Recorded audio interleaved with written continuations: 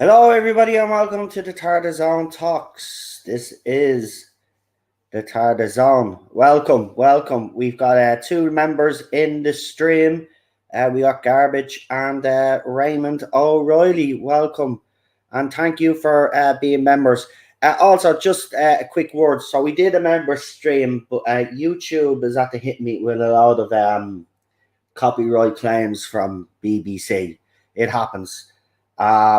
So what myself and Marty have decided to do, we're going to leave that one up for now. Obviously, I've tried to edit it. I don't know if it's done properly, but I did the auto editing thing on it. If it doesn't work out, me and Marty are going to do that member stream again, and I do have other guests lined up. So yeah, we're going to do that stream again. We'll leave the original one up, obviously, for the time being, and then obviously when we do the new member stream, then and we'll have lots of things to update you on as well. So if you're not a member, you know what to do. There's a members join button there if you want to join. It's £5 a month. It's the lowest level that we can use, and that's the level that we've decided to use. So if you just want to do that. Right, well, into this.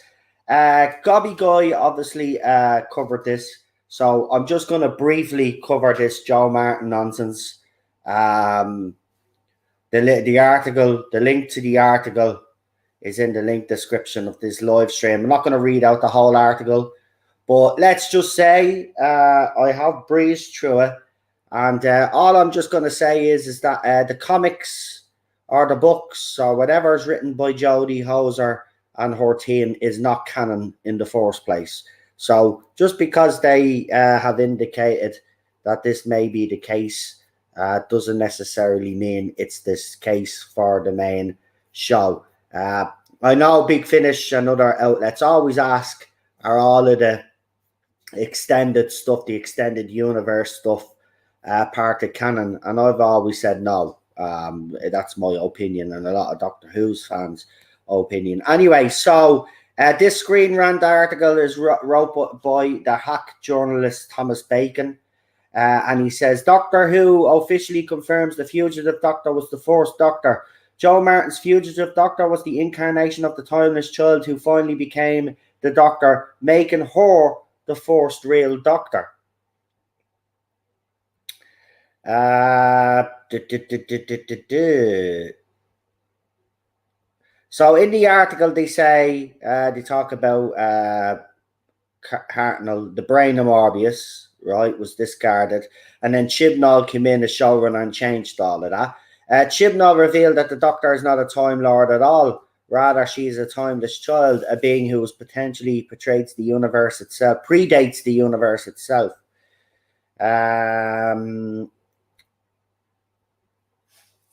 So the story of the Fugitive Doctor is being told in Ministries, written by Jodie Houser, with art by Roberta Ingranata. Right, now, I just have to actually point out that Jodie Houser and her team it's a female-led business thing. So all of the writers and all of the artists are all women, right? So they're writing the Ministries of the First Doctor, and this is the whole point, right? And this is why obviously Gobby Guy did his version, but here's my take on it. The Ministries, Big Finish, as far as I'm concerned, as a Doctor Who fan, are not canon, and that's where I stand on it. I wasn't going to go into this too much because there's nothing to really talk about. At the end of the day, they're not canon. So yeah, Screenrant can say what they want, but that's typical of Screenrant. We got a new member, the Wolf and Storm. Thank you. Welcome to the members club. Really appreciate it. As I said, look out for those members live streams because we will be doing a few. We've already got one up, as I said, but we will be, obviously we've had problems with that one, so me and Marty will be having that chat again, and obviously we'll have a few more details to talk about as well at the end of the stream. You guys who are members know exactly what I'm talking about. We gave some juicy information at the end of the live stream, so we might have some updates for you. We got member Nicholas Horton in the chat as well. We got the legend. There is Daniel in the chat. We got Liam Neeson's chin. The rest of his face is gone somewhere else. We got TARDIS Time also. John Guggen and PD Rich is also in the chat. And we got Matt Jones in the chat also. Disaster Area is there as well. Enigmatic Joker. Robbie the Robot is also here. Welcome, Robbie the Robot. Sadako 24 is also here as well. Welcome. Right, anyway, that's all I wanted to say on that. Gobby Guy has done a video. If someone wants to put the Gobby Guy's video in where he actually goes into this a bit more. There's nothing to really get into. All it is a hack journalist. Trying to make a headline because there's nothing for them to write about. The ministries and all of that. As far as I'm concerned, I know the newer fans, this is how they justify all of this timeless child nonsense is saying, well, it's being written and we get comic book strips and all of this and that's why it's canon. And now we've got Joe Martin getting our own Big Finish spin-off with and Sacha Dhawan. Look, they'll probably try it there as well. But again, I will say that I do not consider any of them canon and never have. And that's just me. The main show, if it's not written in the main show, it's not canon as far as I'm concerned. And that's where I stand on it. PD has put Gobby Guy's video on it. So go and check his video out when you get the chance and subscribe to his channel as well. But obviously, I've put 2 videos in the link description there myself. Obviously, if you have seen the latest photographs coming from the set of the 60th anniversary, U.N.I.T has been confirmed. It's 100%, folks. Brand new uniforms as well, it looks like. If you have seen the video that I'm talking about, the video that I threw up just before we came on, you will see the photographs. If you haven't checked it out, check out the video. You'll know what I'm talking about. Also, David Tennant looks like he has a new screwdriver. And it's been pretty much confirmed now with the images that we have seen. Some fans have actually done some great little mock-ups of what the sonic screwdriver actually looks like. Now, to me, I'm going to say this. I think the screwdriver might be actually... Sounds ridiculous to say, but I think that the screwdriver is actually literally changing throughout that episode. Or as Chuck pointed out, who runs me Facebook groups, as Chuck pointed out, well, no, he's got 2 different jackets and 2 different screwdrivers, so maybe it is 2 different doctors, 2 David Tennant doctors. One's a parallel universe doctor and one's the original doctor. And I thought, you never know. You never know. Please keep the chat clean. YouTube doesn't like bad language in the chat. Use alternatives, please. Thank you. Why? Is there people? Listen, I'm going to say something real quickly, right? As I said, I understand there are people out there that have concerns and stuff like that, right? But what I see it's starting to happen a lot is I'll put up a post on Twitter. I'll do a YouTube video. And then all the comments will come in. Oh, it's going to be woke. It's going to be this, that, and the other. Right, I get it. You don't have to repeat yourself 15 bloody times, though. I get it. You're not confident that RTD can turn this around. I get it. But as I said, don't be ruining it for others out there that are actually enjoying this ride at the moment. Yeah? I get it. You have rolled it off. That's fine. Fine, you're entitled to do that, but don't ruin it for other people. I'm sick of it. Every time I throw up a post, there just has to be someone negative come in and say something and write it off. See, this situation is different to Chibnall because RTD has a track record with Doctor Who.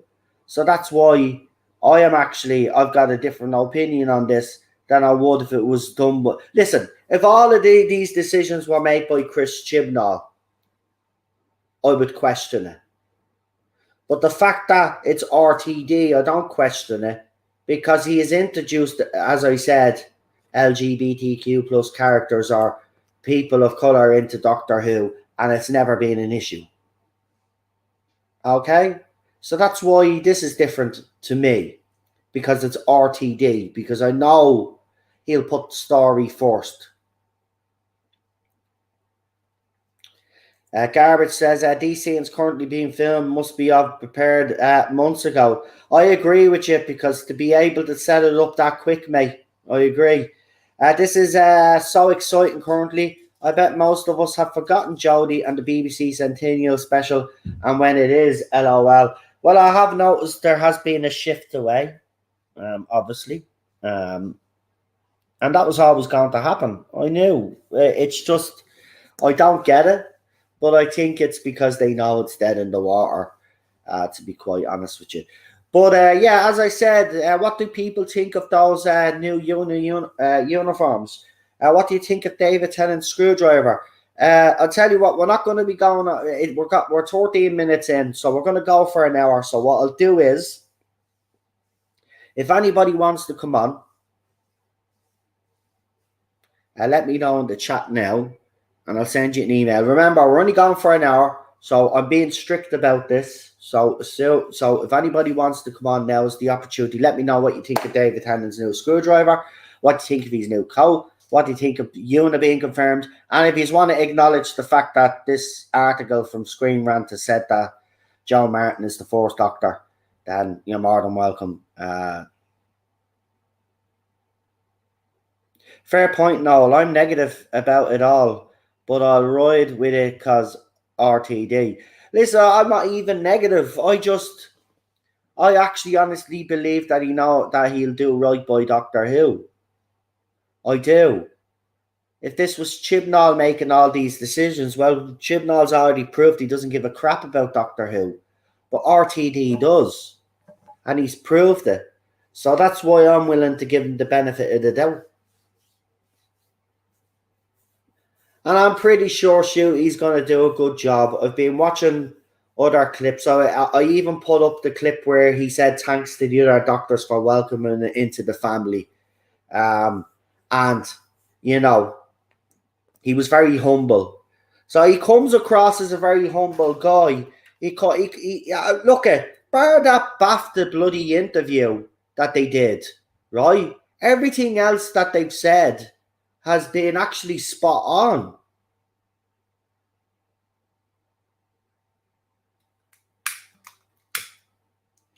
You know what I mean? They haven't said anything that has upset fans, bar that bleeding BAFTA interview. I actually wish they hadn't said that at the BAFTAs, to be quite honest with you.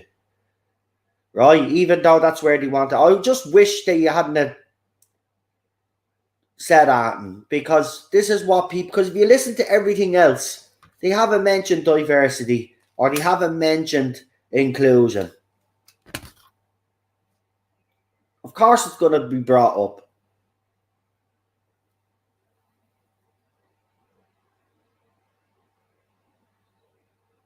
No stylist interview either. Exactly, this time. He has said and done all the right things. He has said and done all the right things, right? It's that BAFTA interview that everybody is latching onto, and obviously RTD did make comments a few months back, right? But everybody was prepared to kind of not let it slide, but move on from that. But as soon as that BAFTA interview happened, that's when everything then just changed, right? There's even a quote Marty sent me, right? I'll get it for you. And RTD is actually saying in this quote that if you put politics first, basically, or you put diversity first, or you're not doing the right things, basically. Where's this quote?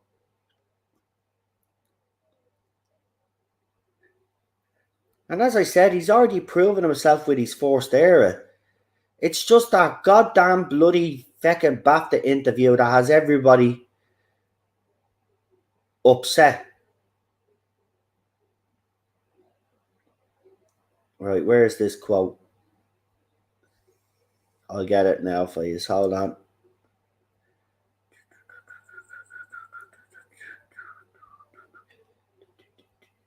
That was good. Fish fingers and custard. Here we go.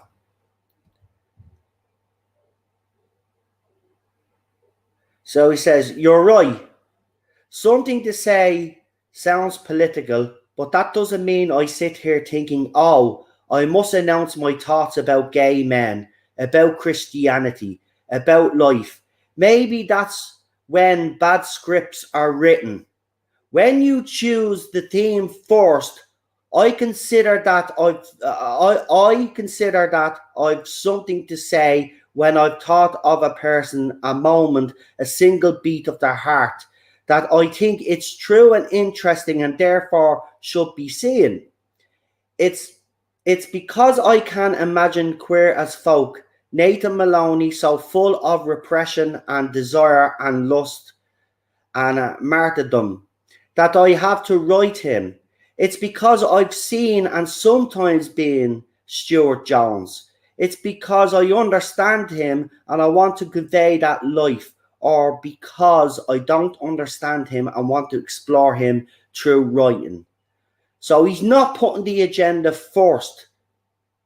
He character develops these. This is what he's saying. If he wants to talk about something, he'll create a character, he'll develop them. And you have all seen, people have seen Queer as Folk, have seen It's a Sin, and have seen these other shows. But it's because of a bloody interview, or a couple of interviews that he's done.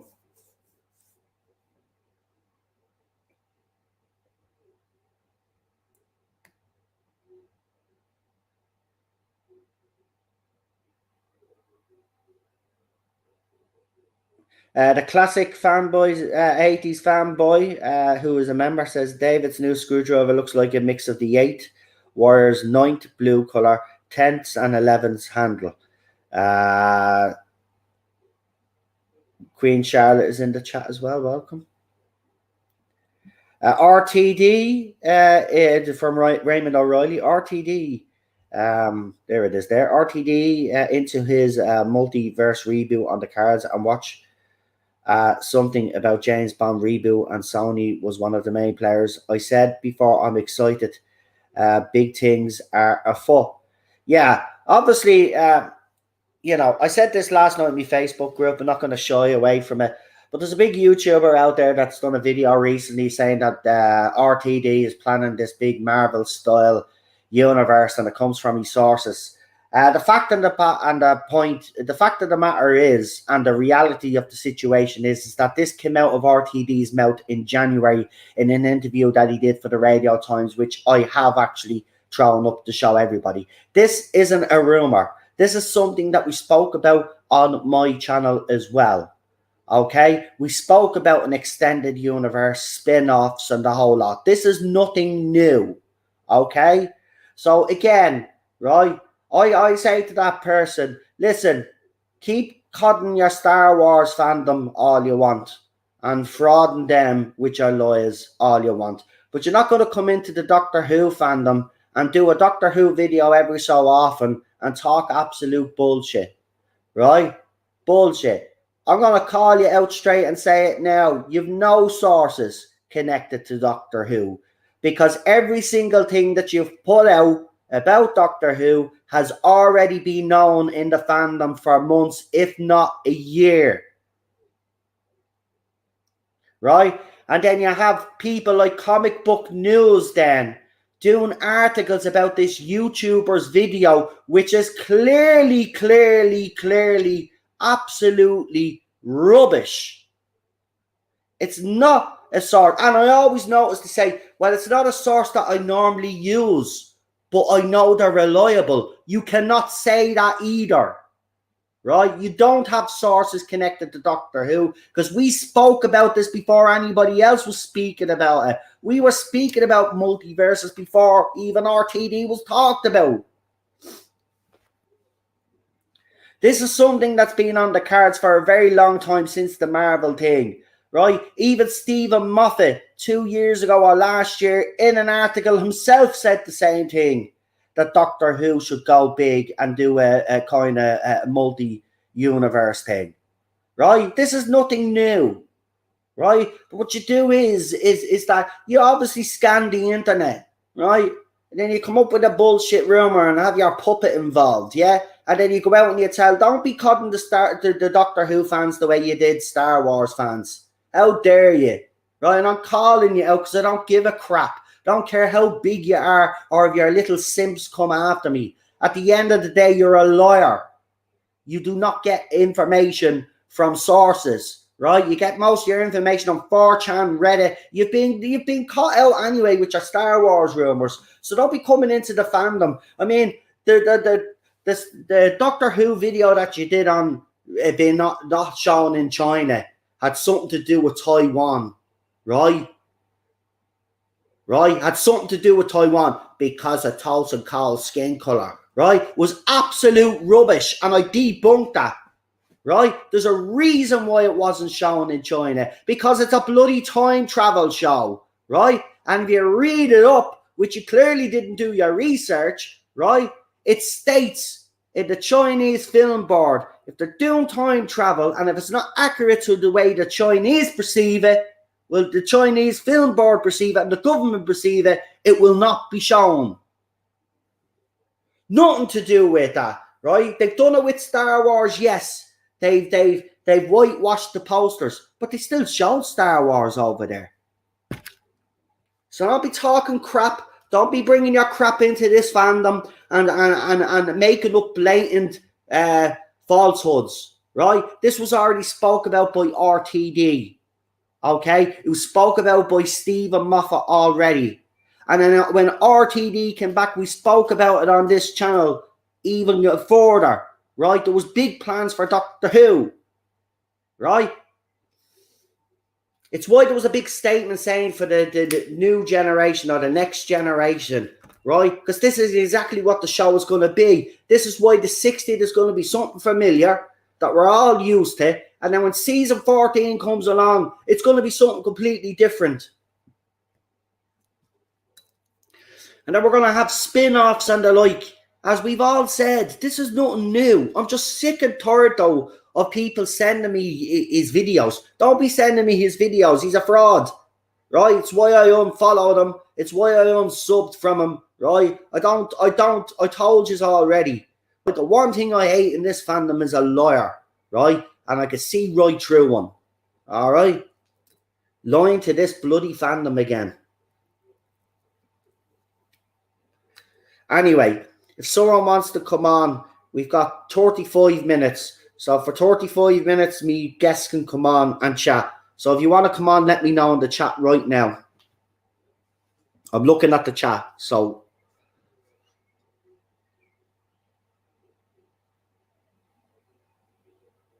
Nah, because I'm sick of it, baby. No, I'm sick of it, right? They're not going to take their toxicity and come over to the Doctor Who fandom and start feeding the Doctor Who fandom shit, right? Because it's causing divisions in the fandom, it is, right? These videos and these streams, right? And these people haven't got a clue what they're talking about.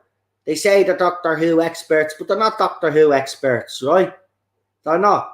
They're lying to this fandom, and I'm sorry, I'm not going to have it, right? I'm sick and tired of it, right? Because even when I've been right, I've been called out, right? There's someone blatantly lying for years to the Star Wars community, and now he's trying to do it in the Doctor Who community, and nobody has the balls. Even people that were streaming with him don't call him out or used to stream with him. They've all stayed silent. None of them have actually had the guts to come out and say he's a fraud. Right? So if they don't want to do it, I'll bleed and do it, because he's not going to do it to the Doctor Who fandom what he did to the Star Wars fandom. Simple as that. I can come on for 10. Right, Charlotte, I'll bring you on. If anybody else wants to come on, let me know. I'm sending emails now. As I said, we got about 35 minutes. Charlotte has about 10 minutes, so we'll get Charlotte on straight away. Anyway, Charlotte hasn't been on in a while because I haven't been doing the watch-alongs, as you know. They're still on hold for a while. There's too much stuff going on in the fandom, and I just don't feel like doing any Doctor Who right now, to be quite honest with you. That's how I feel right now. I've been watching it on my own. I have just on the TV here and having a good laugh. But I don't want to do watch-alongs because if I do, so something will pop up on in the chat and it'll just annoy them because people just can't be positive anymore. Oh yeah. Also, Doctor Who Time Fracture is going to finish early. Someone just reminded me in the chat there. Doctor Who Time Fractures. I don't know if it's officially closing down, but it's closing a couple of months early. Right, I'm going to bring her on and she'll up for a few minutes because she's only got about 10 minutes. It's the one and only Queen Charlotte. Hello, everybody. How are you? The Classic 80s fanboy, just hold on because I have to read out membership messages. I don't watch his videos. I fell for his Kathleen Kennedy rubbish. Never again. Exactly, man. And nobody had the balls to call him out. Now, I'm going to shut up now because we got Queen Charlotte on and I'm actually haven't heard our opinions here because obviously I haven't done any streams lately, panels, I should say. But Charlotte, obviously a lot of stuff has come out recently. I suppose you could start where you want because loads has happened. The casting, the companion casting, David Tennant, Catherine Tate, the whole lot. So what would you? I'll start with the Tennant stuff because I was not surprised in the slightest. I know. We knew it was coming, didn't we? He was the easiest returning Doctor to predict. And I think we all sort of said, if he doesn't appear, something's wrong. Yeah. Because it's Russell and it's Tennant and he's like the golden boy. I am intrigued, though, with the costume because so they're obviously giving him a different look. It looks like he's got a different Sonic. So they're obviously doing something with his Doctor. So it's what version of 10 or what type of 10th Doctor or just what even Doctor is he going to possibly be playing, because there seems to be so many weird things just swirling around the centenary. Sorry, not centenary. You got the wrong one. Yeah, I'm going to do this. I know I am. It's around the 60th. So I am intrigued with Tennant. I feel like it's not just a simple he's coming back to play his old Doctor. No. As Chuck said, and I think he's onto something here. It could be a parallel universe version of him. Not the parallel universe of him that we know, but maybe a different version, if you know what I mean. Am I making sense? That's what I mean. It's not going to just be a simple, the 10th Doctor's come back like he did for Matt when it was the 50th. I think Russell saw that and he was like, right, when I do it, it's going to be different. So I am intrigued because I think at least it looks like they're doing something different.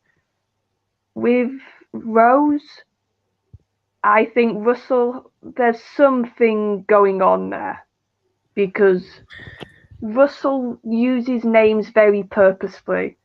He picks names, he refers to stuff for a reason.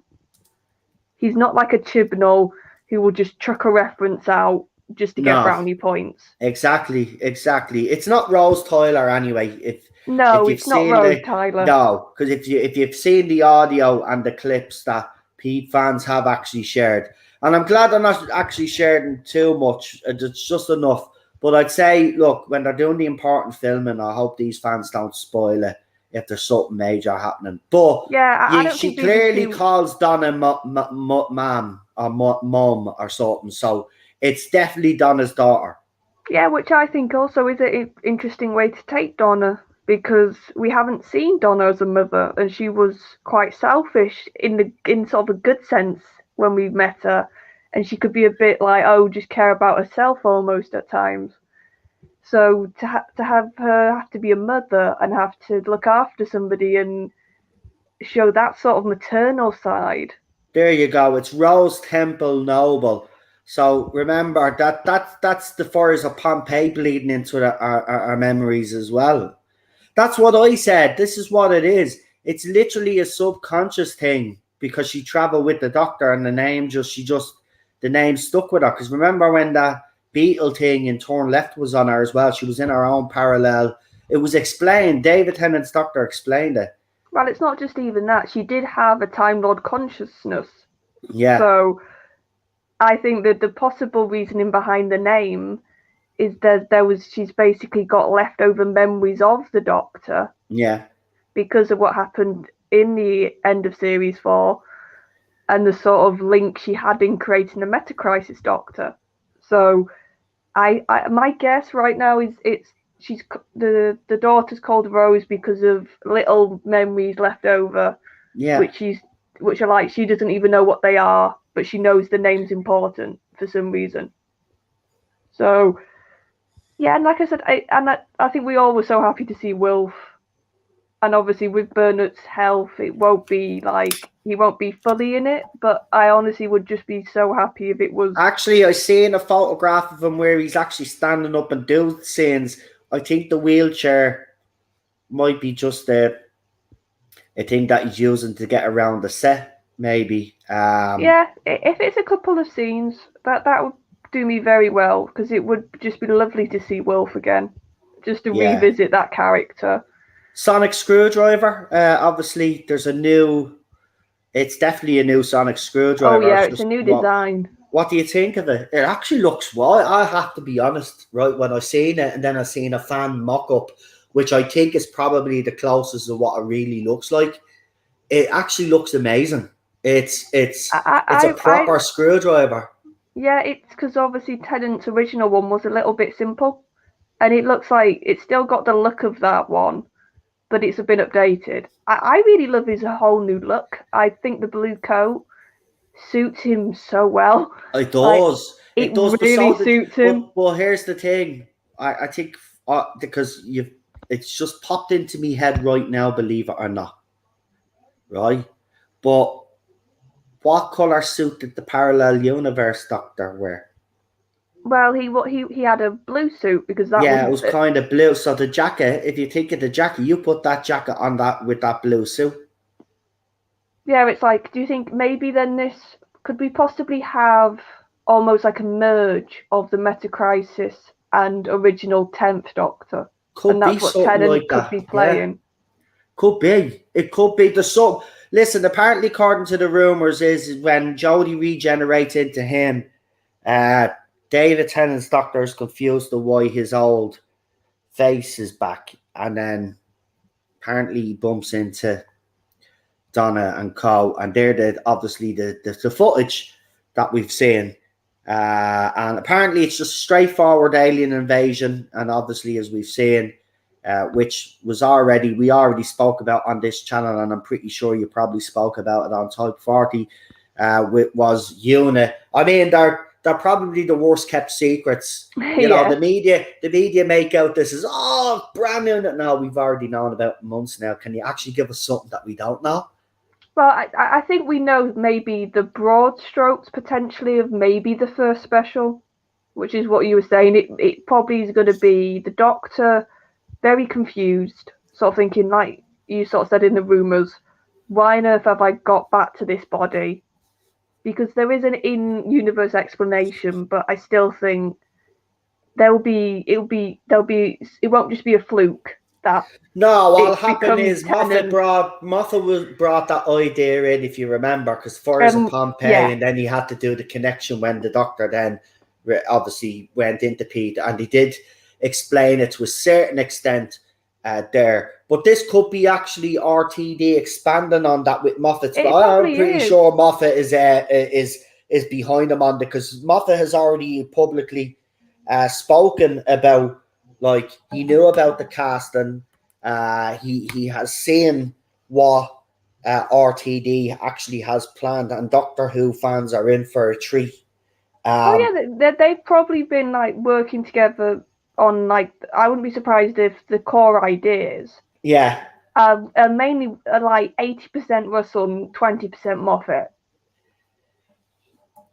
because Moffat's obviously got his own stuff coming out right now, so he can't really write and he's too busy.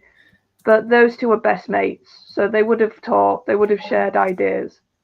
Listen, as I said, I'm still excited. I mean, nothing's changed for me. I just wanted to know how it is for you. Has that changed for you? You still excited? Oh yeah, I'm still excited for Shooty and what Series 14 when it rocks around is going to look like.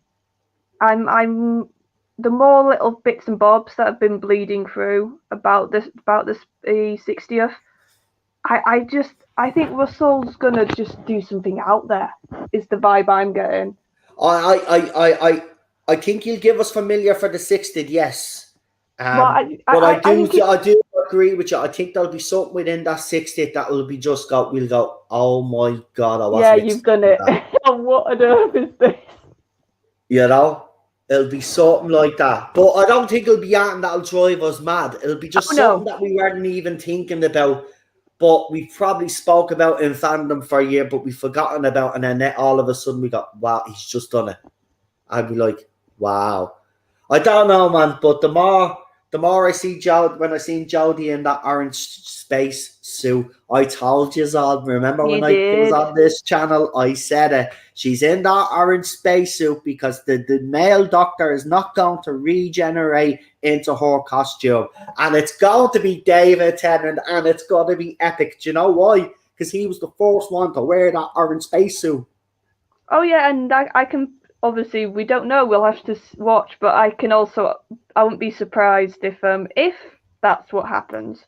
We get like in the background some old Murray Gold I sort of think Murray, 10th look, Doctor theme sort of Charlotte, I going even on in said the it myself. background. In fairness, come on, right? If he's brought back the old team, he's brought back David Tennant Oh as well, yeah, catching taper. Murray Gold has to be a shoe in for the 60th at least. yes, at least because I'm going to be honest, and this might surprise people. I wouldn't want him back for Shooty. I would want a new composer. How But I about the think composer that we have now, Seguin no, Aquinola?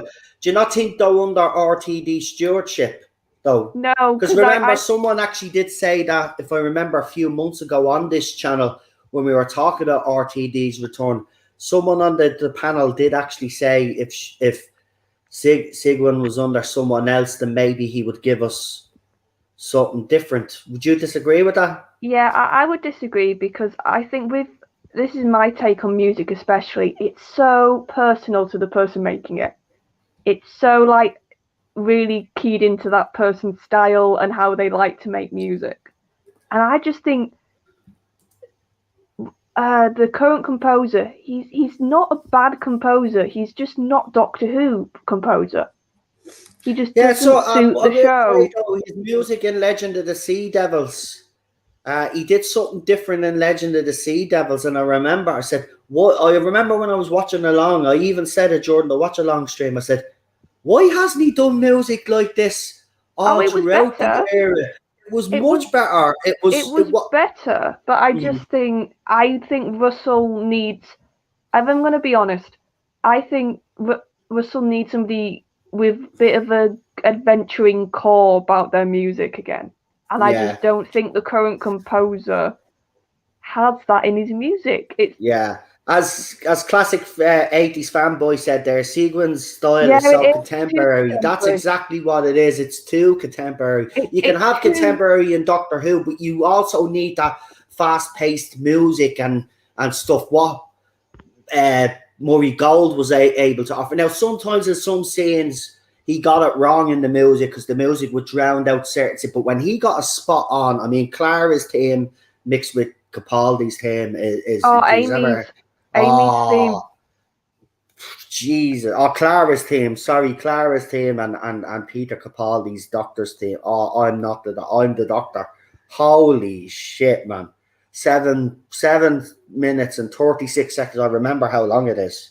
It's 7 minutes, 36 seconds of pure magic by Murray Gold. Murray Gold, listen, for the 60th, yes, I agree with Charlotte. New composer for the 14th. Yeah. I do agree. But if he does bring Murray Gold back, I will be interested to see what he actually does. If he does do so, because if it's going to be a new show, well, then the music will have to be fresher. So, and he has had a few years away, so it wouldn't be Oh, necessarily a bad thing either. I think I would maybe then to sort of go middle ground, if they had like a partnership going on for the music, and Murray did some of it and the new person did some of it, because you can have more than one on a show. Yeah. So maybe, but like I said, it's just, and the thing is also with the whole stuff with Shooty, I still think he came across brilliantly, and He the has way come I across see it is, brilliantly. Yeah. and this is what I think I've said on Type 40. I don't know if I've said it on there or somewhere else. The way that made me not panic and think, no, he's actually really coming across lovely and it's giving me hope, is if you really looked at it, when he was talking about just the show, when the questions were just purely on Doctor Who, there was no politics talk. It was just about how excited, how humbled, how he was sort of a bit scared, how the legacy was important, how important the show was. That was what all he was talking about when he was literally just on the topic of Doctor Who. And I've put up his little so obviously Sylvester McCoy publicly came out and congratulated him and welcomed him to the club. Peter Capaldi spoke about, how this kid, 2 years of age, came from war-torn Rwanda, went to Scotland, moved to Scotland as a 2-year-old, grew up to become Doctor Who, and he said Shooty will do an absolutely fantastic job. But what was the most interesting about that was then Shooty's response and his video. He was just, look, he's saying all the right things. I don't care what people Sylvester, say. yeah, he was in that response video. He was humbled. He was saying that your support helps me, that I can actually do this. He doubts himself, actually. And you know what? That's something new that we haven't seen, and I like it. He doubts himself. And also what I never doubted herself. Remember, she was the best as ever. She could come in and do it without a shadow of a doubt. But this guy is genuinely scared and genuinely, humbled and feels strength from the support that he's getting because he doesn't want to mess it up. Bar that BAFTA interview is what I'm saying. If they kept that BAFTA interview out, right, and you look at everything else that has been said, I agree with you, Charlotte. They have said and done all the right things so far. Yeah, and all I'd say about that BAFTA interview, if you actually look at what they're talking about, it's all about the industry. They are talking in general about television. I know. Certain topics people are going to get brought up. I think people need to remember that. But you see, the thing about it is, Charlotte, I do get it because of the last 5 years that we've had in the fandom, because of the media, because of the fans. It's been very highly politicized that any decision that is made, there is going to be suspicion there. There is going to be worry there. And as I said, those suspicions and worries, you can have them. And to be honest with you, as I said, if this was Chibnall making the decisions, I would be 100% behind you in his argument. Yes, I would. The reason why I'm not is because RTD has already proven once before that he puts Doctor Who first. You look, I've read that quote for you. He's even said it in that quote there.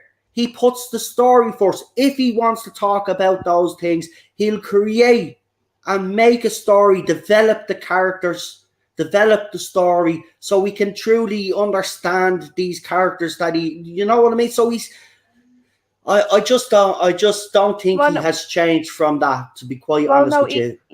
Even if you want to take something more recent, because obviously the Writer's Tale was quite a long time ago now. He wrote that, so you could say, well, it has been a good chunk of time, and he could have changed his views, which a lot of people do, obviously, when they get older. Change their views. And don't worry, Josh, I will get you on in a minute. I know you're waiting patiently behind the background, but I just want to give Charlotte before she goes, and then I'll get you on individually. That way, then you can say your piece.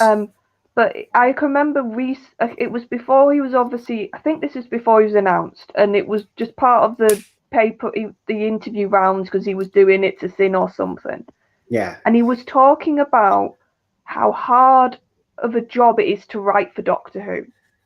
And I can remember this stuff that stood out to me, because he talked about how Doctor Who is different to any other show he's ever written for. Exactly.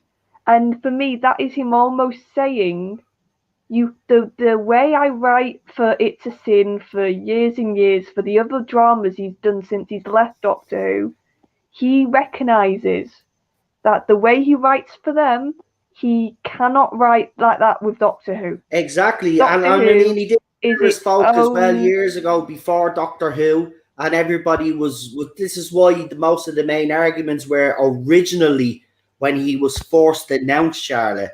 To understand that, I'll give you a brief background. So obviously he had wrote these shows, Queer as Folk and other stuff.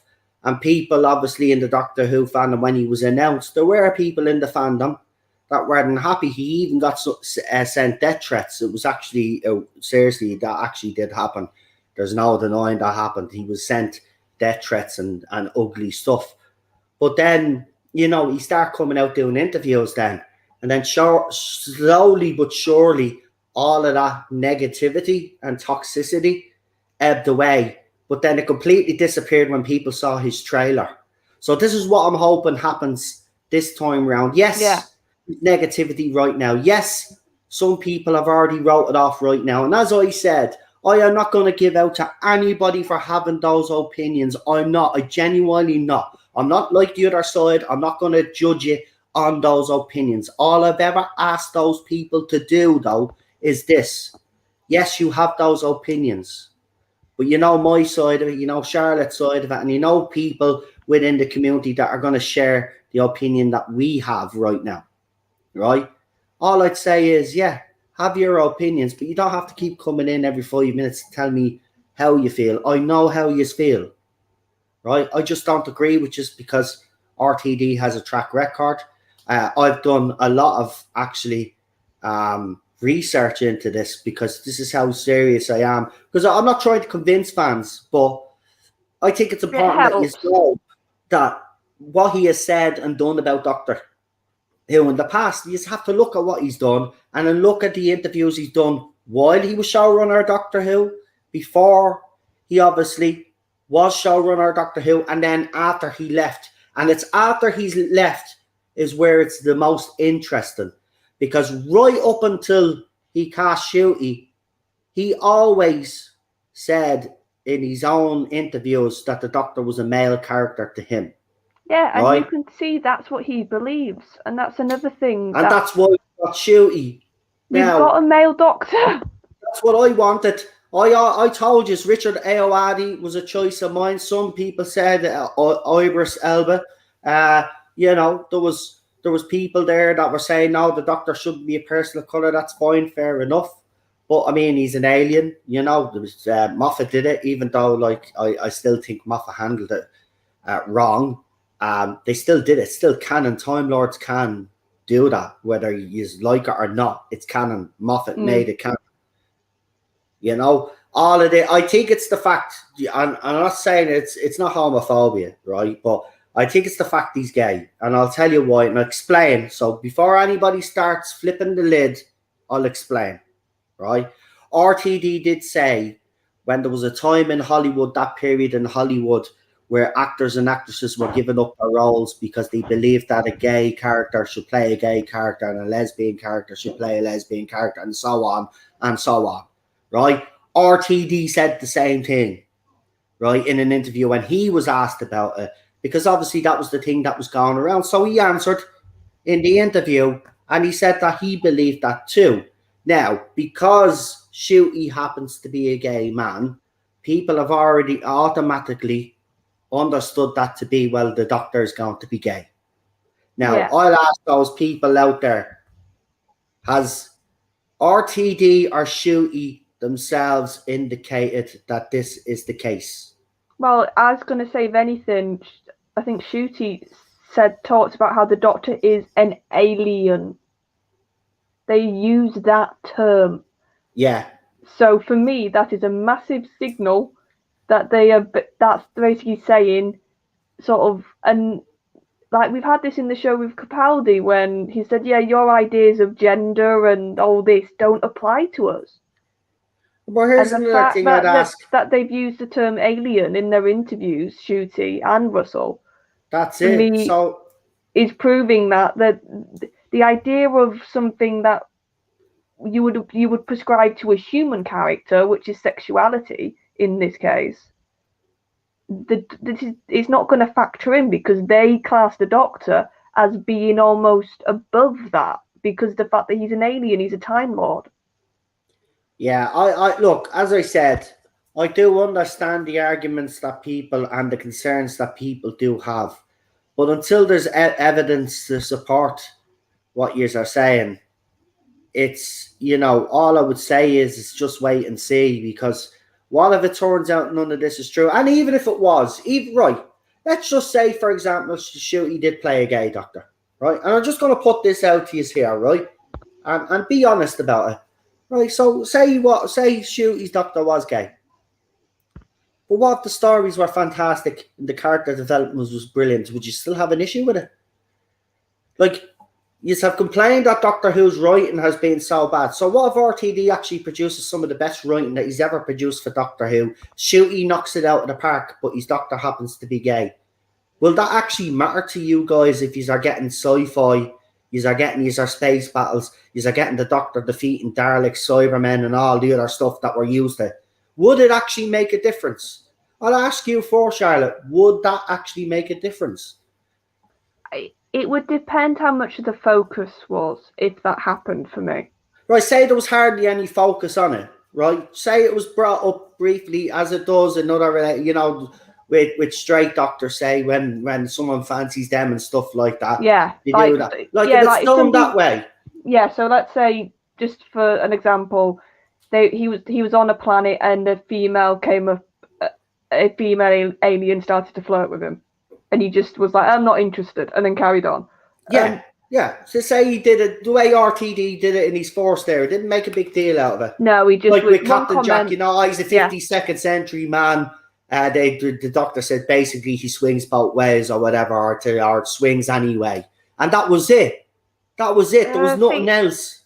I would more have an issue, honestly, because for me, it's been pretty clear canon that the Doctor is not gay. Let's put it that way. So fine. So it would be an issue for the fact that for canon, he's being asexual. Yeah. Well, he's had a family on Gallifrey. We know that because of Susan, and then we know also in the more bits of the modern run and classic, it's been seen as asexual. So I'd say because we've seen both those two aspects of the Doctor, that goes against if Russell were to write the Doctor as being homosexual. Yeah. Well, do you know what? I'll tell you what we'll do, because you're still here, and that's fantastic. I'm going to bring in Josh as well, actually, because he's been waiting. I've got about 18% battery in 10 minutes. All right, so then. Well, then I'll bring in Josh. So here's Josh with us, and let's hear what Josh has to say about all the latest stuff. So, firstly, before we get into the nitty gritty, what we've been talking about just there,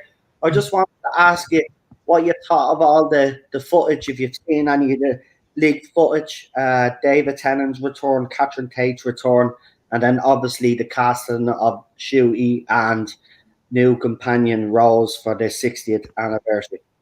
Okay. So let me give you a perspective, and it's a little different, but I'm going to give you some context. So don't bite my head off. What I felt when I heard about Shooty's casting, I don't know if the end and the beginning is silent or not. I want to pronounce his name correctly. No, you did Shooty. Okay. So here's first of all, I've read some other articles that they say, oh yeah, he plays a character. He hasn't come out publicly as anything. We shouldn't hate anyone for being gay. Let's get that out of the way. So the classic series, which is where I started, sexuality never came up from 63 to 89, and it was a lovely show, and now it was put into the new. So, but in terms of the Shooty casting, my thing is like this. I thought it was actually part of the canon that the character should be white, and my context for that, and you can jump in after, is that a little in the last year, and the BBC made a production, and of Anne Boleyn, and they used Jodie Turner-Smith, who's a black actress, and it looked ridiculous because obviously Anne Boleyn is a white character, and Anne Boleyn was killed by her husband Henry the Eighth for not having children, and she was in her mid-30s. I think it was probably about 35 or 34. And meanwhile, our Doctor Who has been white for over 50 years. So I just thought, to me, when I see someone as Doctor Who, there's 3 check boxes for me: male, white, and British. So I'm not anti-black. I just, for this one particular character, in my 2 cents worth, that's part of the canon there. And that's, I'm trying to give you comparison context for that. So when I wrote that on, there are people who agree with me for varying reasons. For those who, so someone, I put out a comment on Rabbi from Another Planet's thing, and he came back, "Oh, you're racist," and then I said, "Well, no, hold on a second.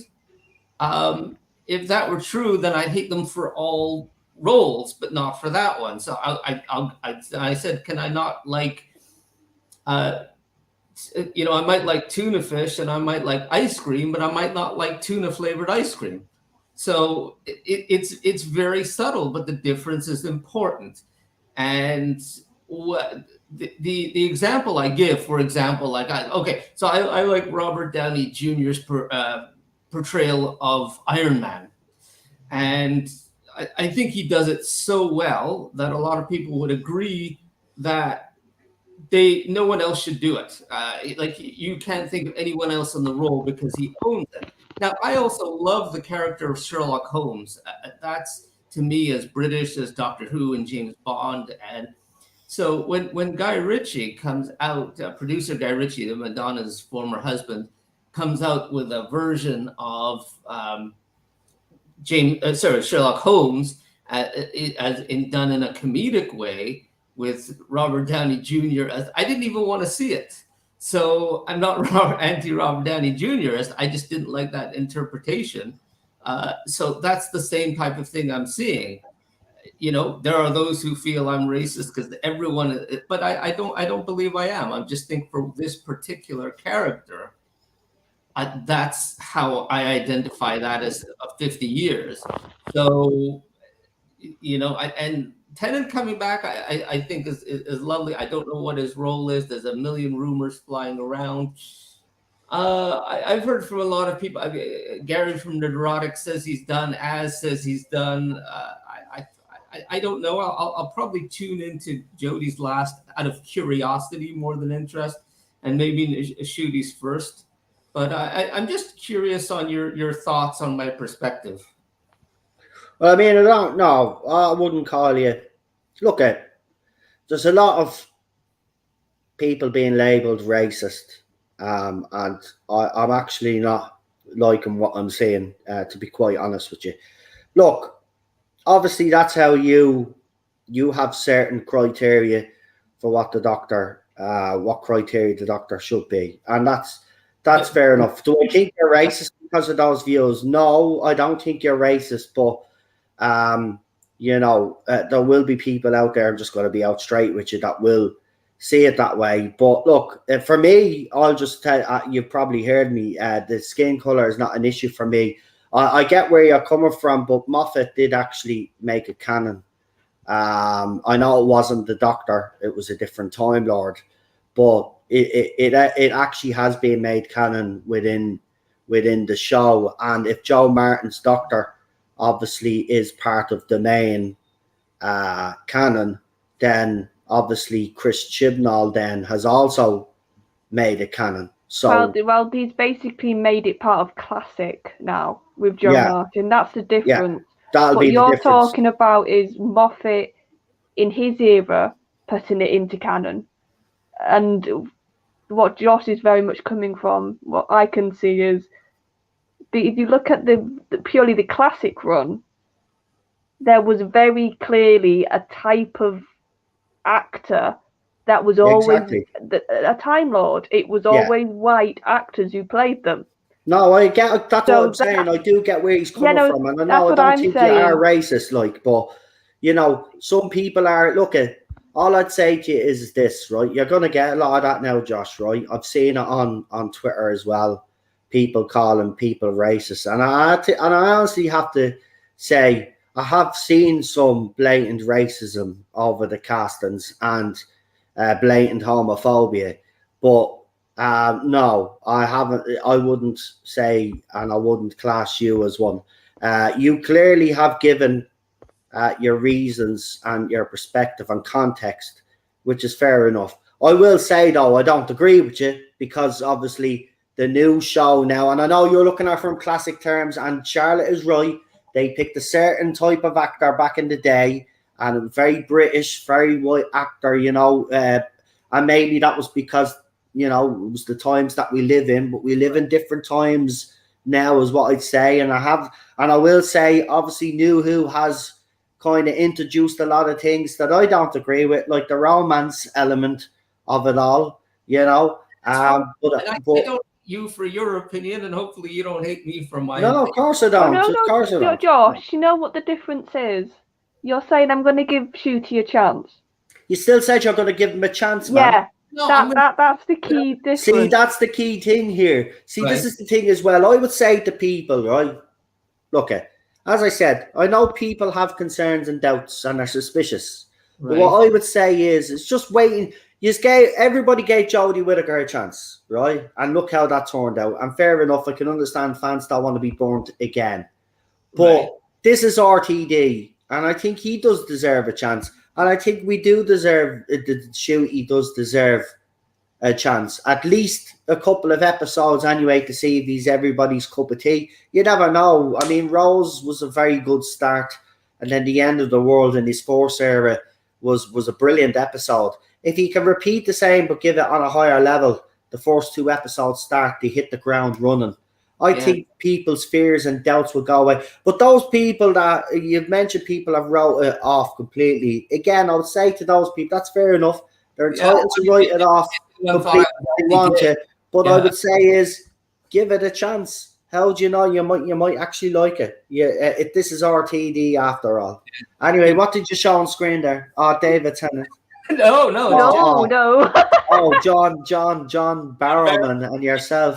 To do that, and like he said, oh, let's do a funny face, and he said, do duck face. He goes like, what's that? And he goes like that, like kissy face.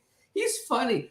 See, that's what I like when RT did it, when he brought him on, but he didn't bring on as a gay character. He brought it in as omnisexual. He was attracted to anything that moved, which was hilarious. Yeah, and also it made sense he was from the future. Like he got the context for Jack's attitude completely perfect with it when he was from.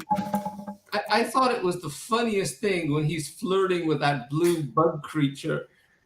It's like, I love the scene in To Child two-parter when Rose is about to be like, oh, I'll distract the guard, and then he just looks at her and is like, no, he doesn't bat for your team, love. And goes to distract the guy. Yeah, then Rose looks at the doctor and go, "What the hell's going? The Jack is a 52nd century man. Basically, anything goes." It was just classic. How did he phrase it? He's the human species have danced a lot by that point in the universe. Danced a lot, and that's how RTD did it before, right? When he was talking about topics like that. And that's why I'm confident he'll do the same. He's not going to change the way because as Charlotte said, you've got to understand this man. You've got to read everything that he's ever said. This man has said it only, and that's recent that Charlotte brought up about the comments. I think it was after It's a Sin had won a shitload of awards. And then he was talking about Doctor Who, and he said it. Doctor Who is the hardest thing he ever wrote because with Doctor Who, this is why he's able to do things like It's a Sin and stuff like that. That's how he put it, actually. He got that out of his system now. Now he can concentrate on Doctor Who because he knows Doctor Who's completely different. He knows the politics had to be handled in a completely different way. with Doctor Who. And that's why I don't have the concerns right now that others do have. But I can understand it because of the last 5 years that we've had in the fandom with the current regime. But what I would say is I think RTD, anyway, personally, and this is just a personal opinion, I think he's already proven that he knows what he's doing. And I think because of that, on that basis, the 4 seasons and the specials, that some fans out there, and I would just say, why not give him the benefit of the doubt? Let's just see what happens first. And that's all I'm asking people to do. Let's see what happens first. If Shooty turns out to be not your doctor, that's fine, fair enough. But there's no point of going through the same thing that we did the last 5 years.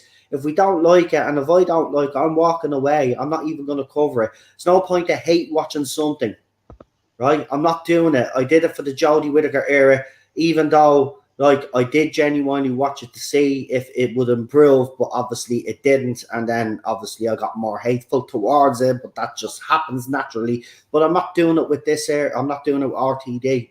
I'm walking away. I'm walking away. I need to go, folks, because my battery's no out. problem. 5%. No problem. Sure, I'm going to be finishing now. We're in a few more minutes. We'll give it just a few more minutes because Josh is here. But before you go, do your shout outs. Do your shout outs real quickly. Me and Daniel, last night we did our Line of Duty. We finished series 4. My brain had to work then. So that's up recently.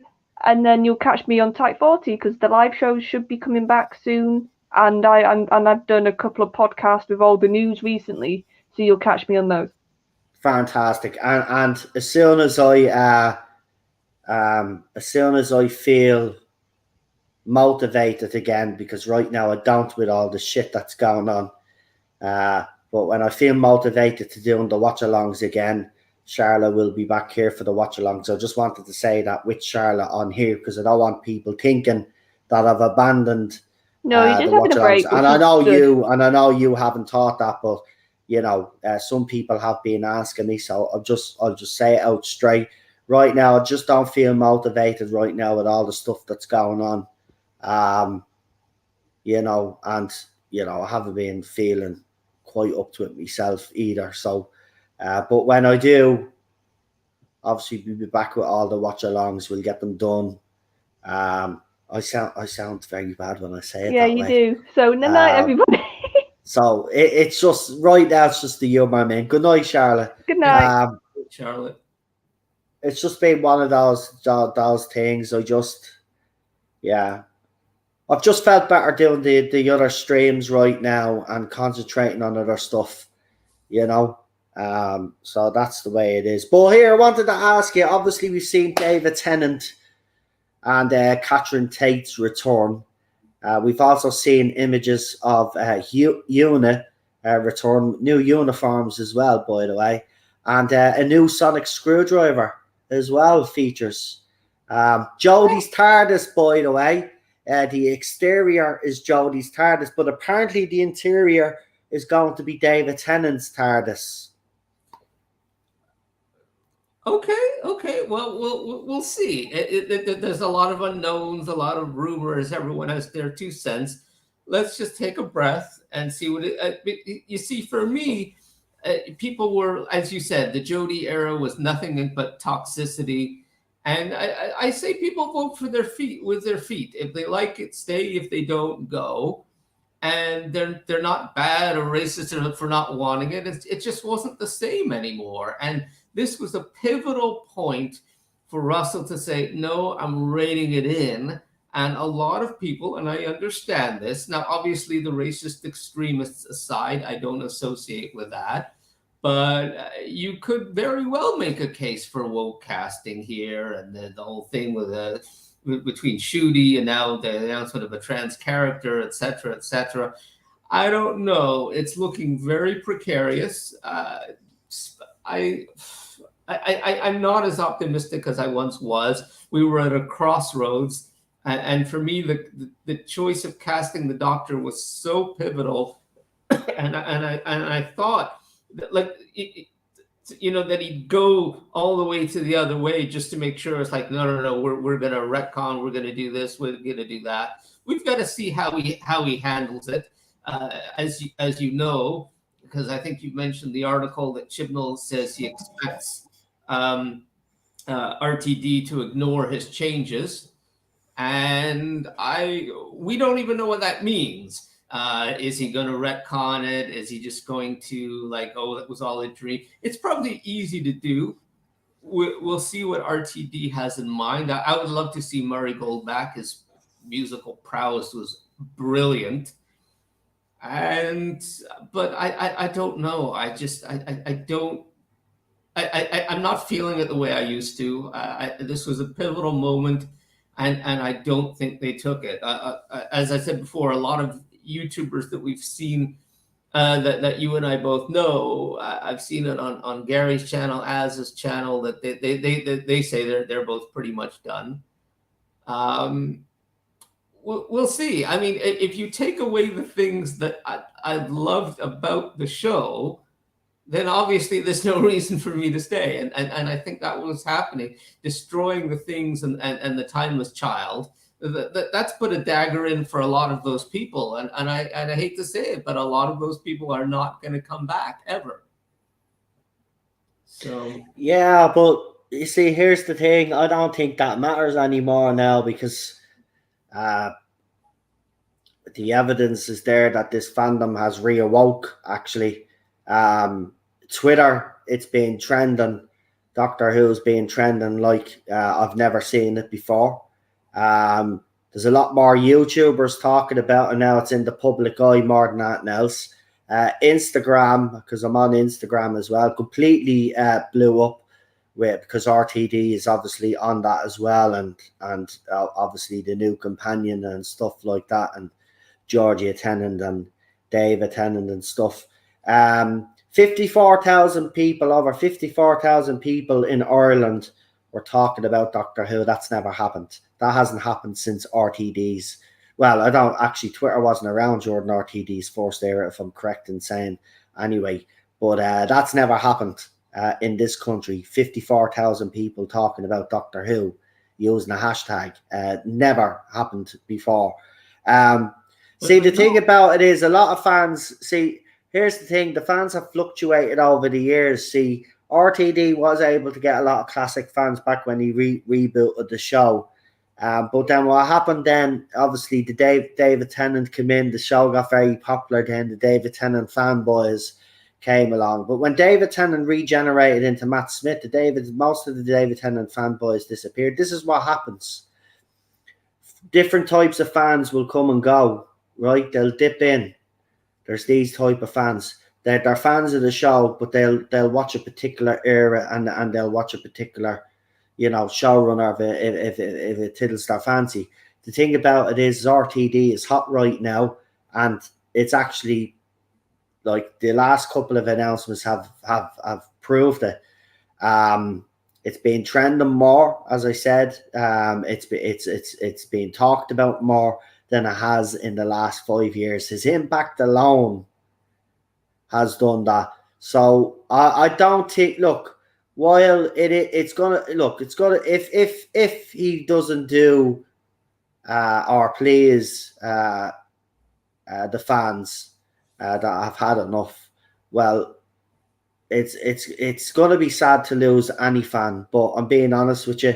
I think RTD's popularity over these last few years, and I think Shooty as well with Sex Education, he has a very strong following and fandom, and including your woman from Heartstopper. Apparently that's a very popular show as well, so you're going to have their fans in the fandom. I don't think Doctor Who is going to be worried about ratings under RTD. I think he's going to be okay. To be honest, I think he's going to do better.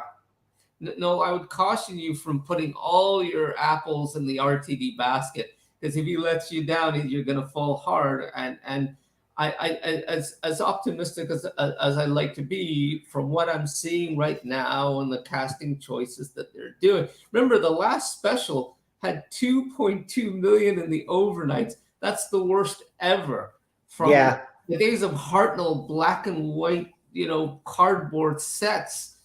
When from the days of Sylvester McCoy and Battlefield, when they hardly advertised that season and they were aiming towards canceling the show, and they did, those ratings are ratings now are even worse. So it is teetering in a really bad spot. I thought he had to knock it out of the field, and I'm not sure that this casting choice did that. Well, as I said, and as you've said as well, we'll just have to wait and see what happens. Look, if I do get let down, that's fair enough. But as I said, I've been doing a lot over the last couple of nights, and well, ever since his announcement, I should say, I've been going back watching a lot of these interviews and reading a lot of these interviews and his quotes about Doctor Who, and I'm and then I look at the evidence of his first era, and I think all the odds stack in his favour right now. Listen, as I said, I have said this, I'm under no illusion that it could go the other way. It's just, I don't think it will, to be quite honest with you, because if you look at everything, as I said, that he's written, he has spoken about, the way he speaks about Doctor Who, even up until recently, those quotes that he made when It's a Sin won all of those BAFTAs. He did that interview where he said Doctor Who's completely different. You can't write Doctor Who the way you write other shows. Look, that It's a Sin stuff and the BAFTA stuff is less than a year ago, and he's back on Doctor Who. I don't think in less than a year he's completely done a 180 on his views and is now going to just, do everything for political reasons. And that's why look, I just think there's too much evidence to actually support the fact that he'll do right by Doctor Who. I think the naysayers right now and the people out there are just like that because of the last 5 years, because of the decisions that were made, because they were made. We all know why they were made, because we all heard the interviews. We've all seen the way they've treated the fandom. And then the fanatics that supported this era were telling fans like yourself and me that we weren't true Doctor Who fans, we weren't fans, and that the show wasn't for us anymore. So I can understand all of the other stuff that's happening right now.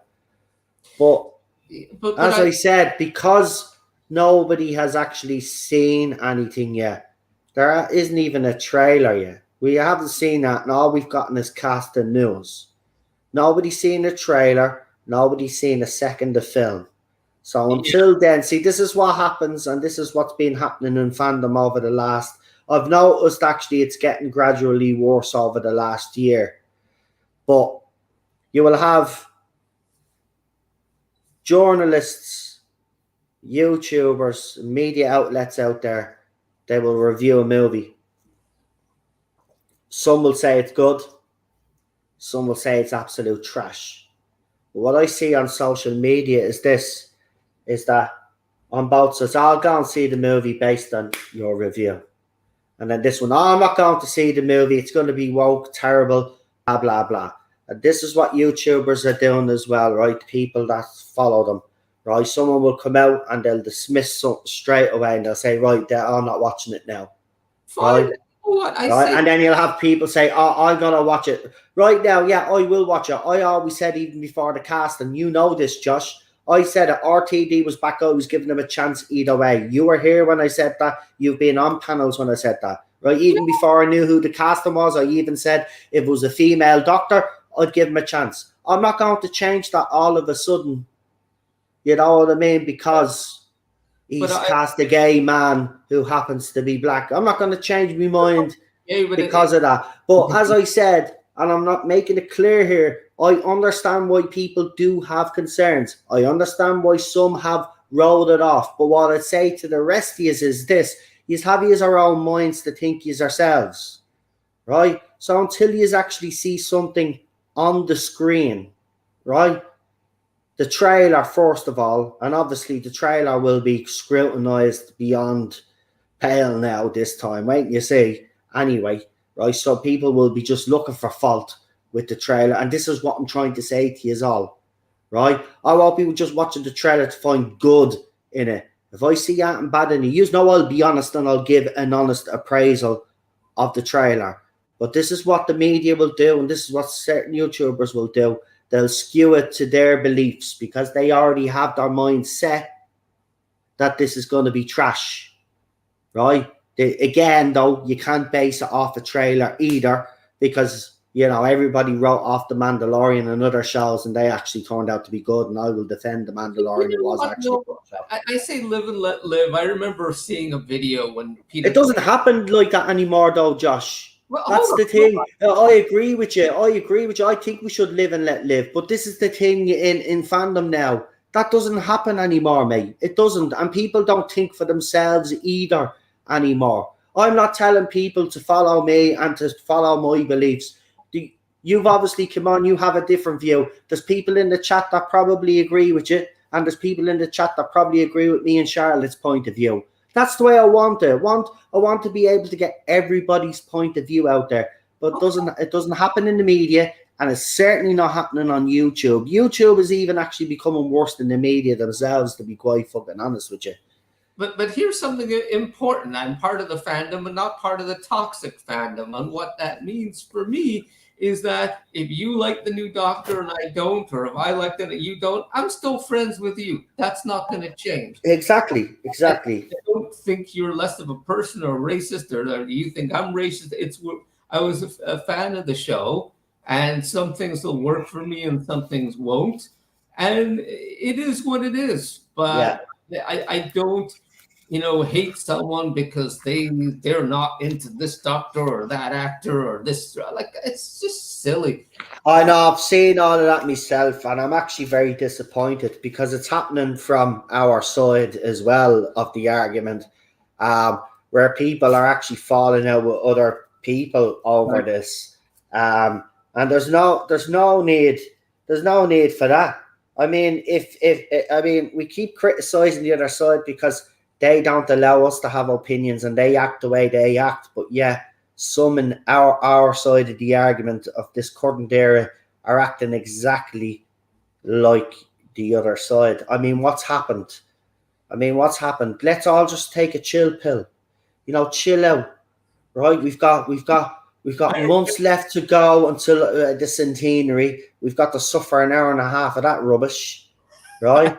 And then I reckon we are going to get a Christmas special, because that's one thing I actually didn't bring up. No, I don't. It was supposed to be part of this stream. So very quickly I'll bring up, as you're saying with some of the images that have been thrown up, there's obviously been a scene where there's been, that looks like Christmas lights.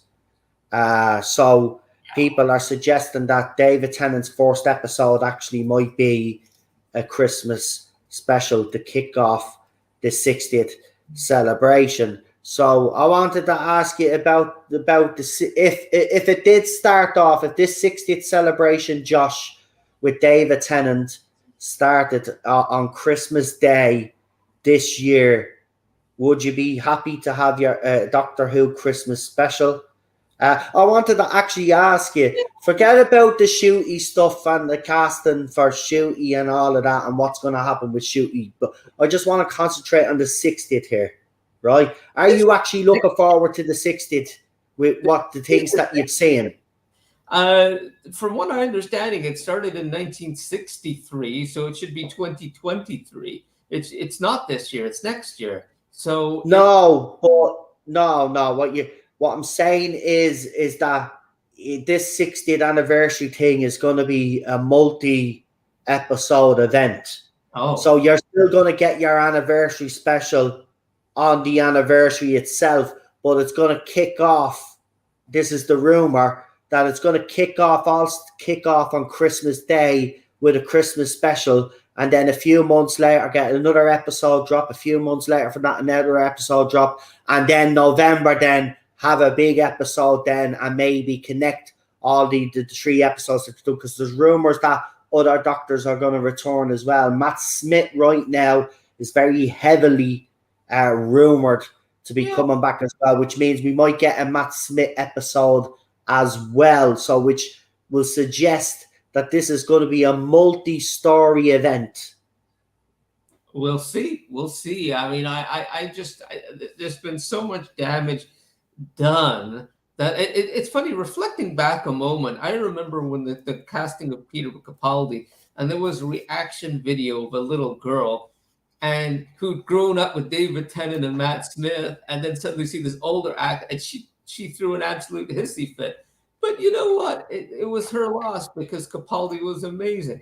And then there was in Jodie's era, they wanted to raise money. I'm sure you've seen the special with the little girl. Yeah. But that's all she knows. I felt sorry for her. Really, because she's suffering from something terrible. I wanted to go raise money for that. It's fans like you and me who are going to raise money for a kid like that. It's not going to be the other woke side. They'll talk about it, but they don't put their money where their mouth is. I wish that little girl, first of all, good health, but I also hope that she gets a chance to see real Doctor Who from back in the day to really appreciate what that is. But at this point, it's like, okay, those who want to watch it, fine. Those who don't. And, you know, they're not necessarily, they'll always be racist and always be wokist and always be this. But I say, like, you know what? Let people vote with their feet. I've invested many, many decades into this show. My heart is, I bought merchandise. I have pictures with some of the actors. But if they want to go in a direction where they take away the things that I like, then obviously I'm going to walk away. It's not rocket science. It's very simple.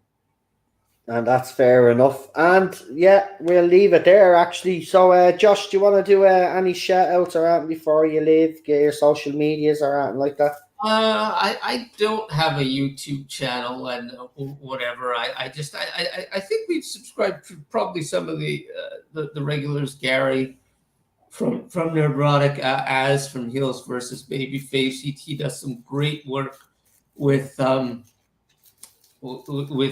ratings and then his analysis of them. I'm trying to think of others. They're not coming to mind. But I'm, whatever. I'm a classic fan who is okay with the new, and we'll see what happens. Yeah. We'll All see. right, Josh. Listen.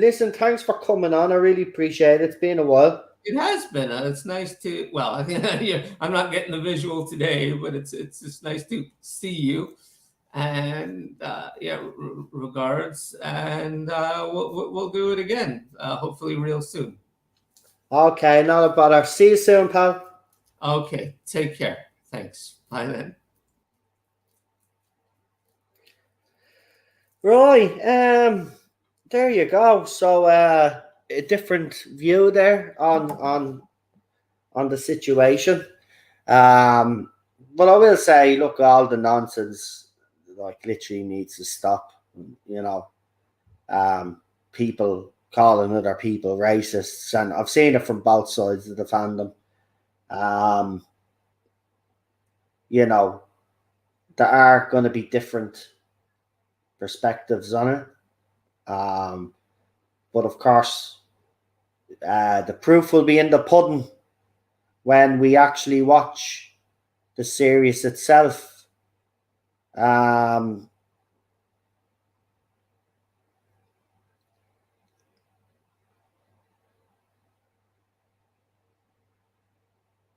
So yeah, as I said, we'll just have to wait and see. It's a very interesting, very interesting time in the fandom, because obviously I've done a couple of polls, as you know, and I wanted to actually leave on this. So just give us a few minutes while I'll just yap away here while I just do what I need to do here.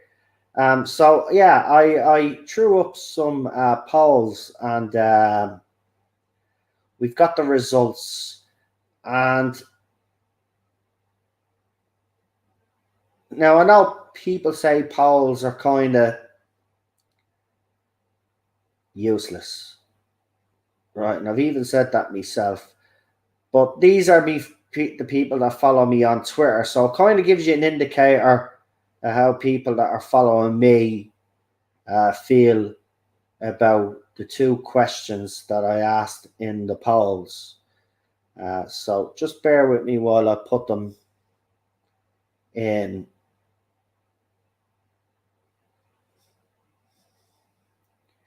I put them in here. Hold on.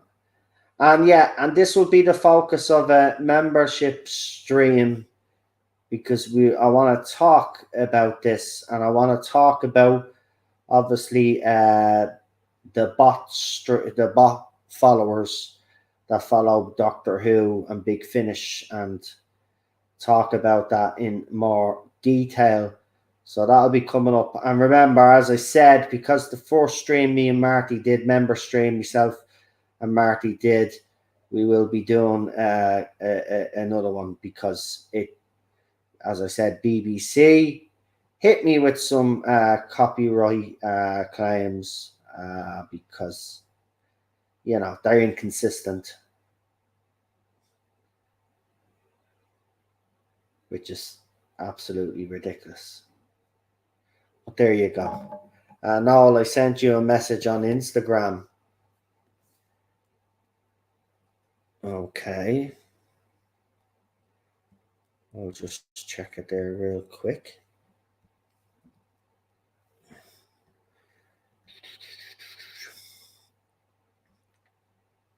A message. I've never gotten messages on Instagram before. Didn't even know you could send messages. I've got a love heart thing.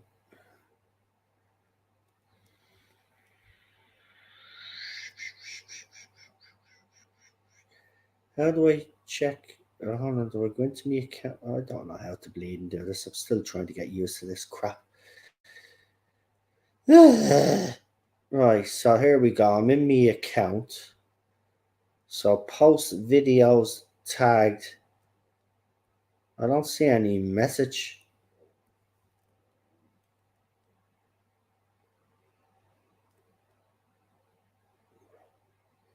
Where do I check my messages on this?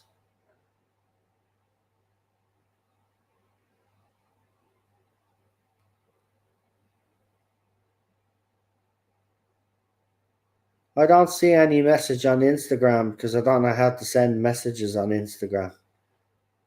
I don't even see a box where you can go to check.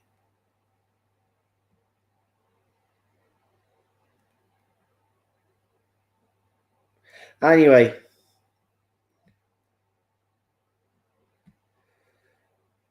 sorry about that. Right, back to what I wanted to do.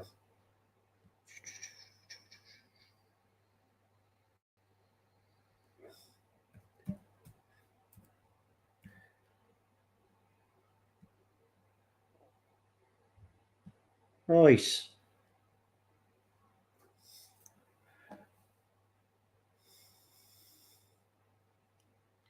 So two very interesting polls I'm about to show you.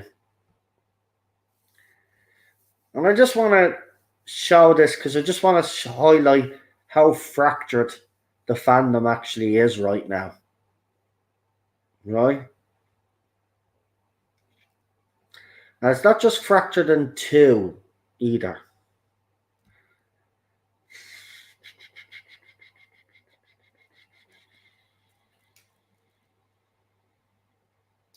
So we will start with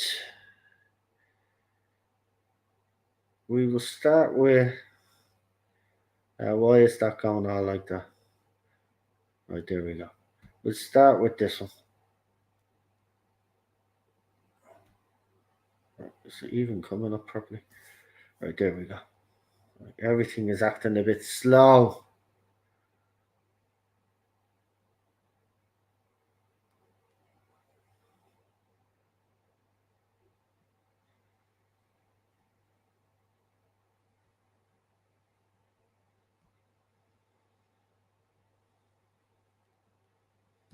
So, here we go. a big screen the two just to make sure. So there we go. Right. So I actually asked people on this poll. Now, obviously, when I used to start doing polls, I'd be lucky if I got 99 people to vote and stuff like that. But we've got over 535 votes for this one, right? And I said, how does everyone feel about Ncuti Gatwa's casting as the 14th Doctor? Please vote below and keep. And I asked everybody to keep the chat civil because I could already see. I already predict these things. I knew there would be a reaction. Anyway, here's the result.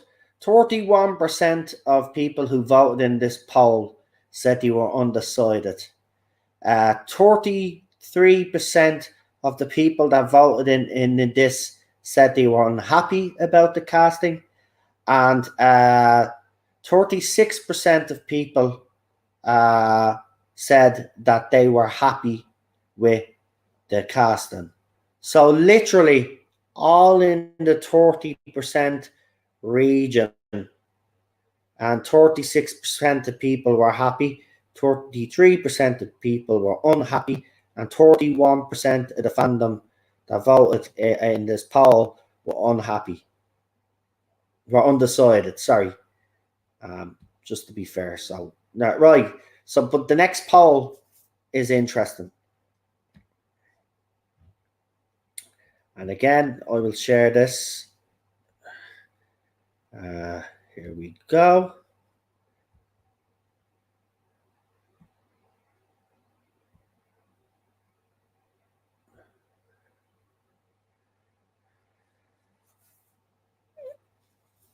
So just make sure that you can see it, you can. So in this poll, which had 733 votes, okay, so I said, can RTD make Doctor Who successful again? So 26% of the people that voted in this poll said they were undecided at this time. 35% of people said no, he can't. And 39% of the people that voted in this poll with 733 votes voted, 39% said yes, he can. But again, you know, obviously undecided 26%, there's a difference there.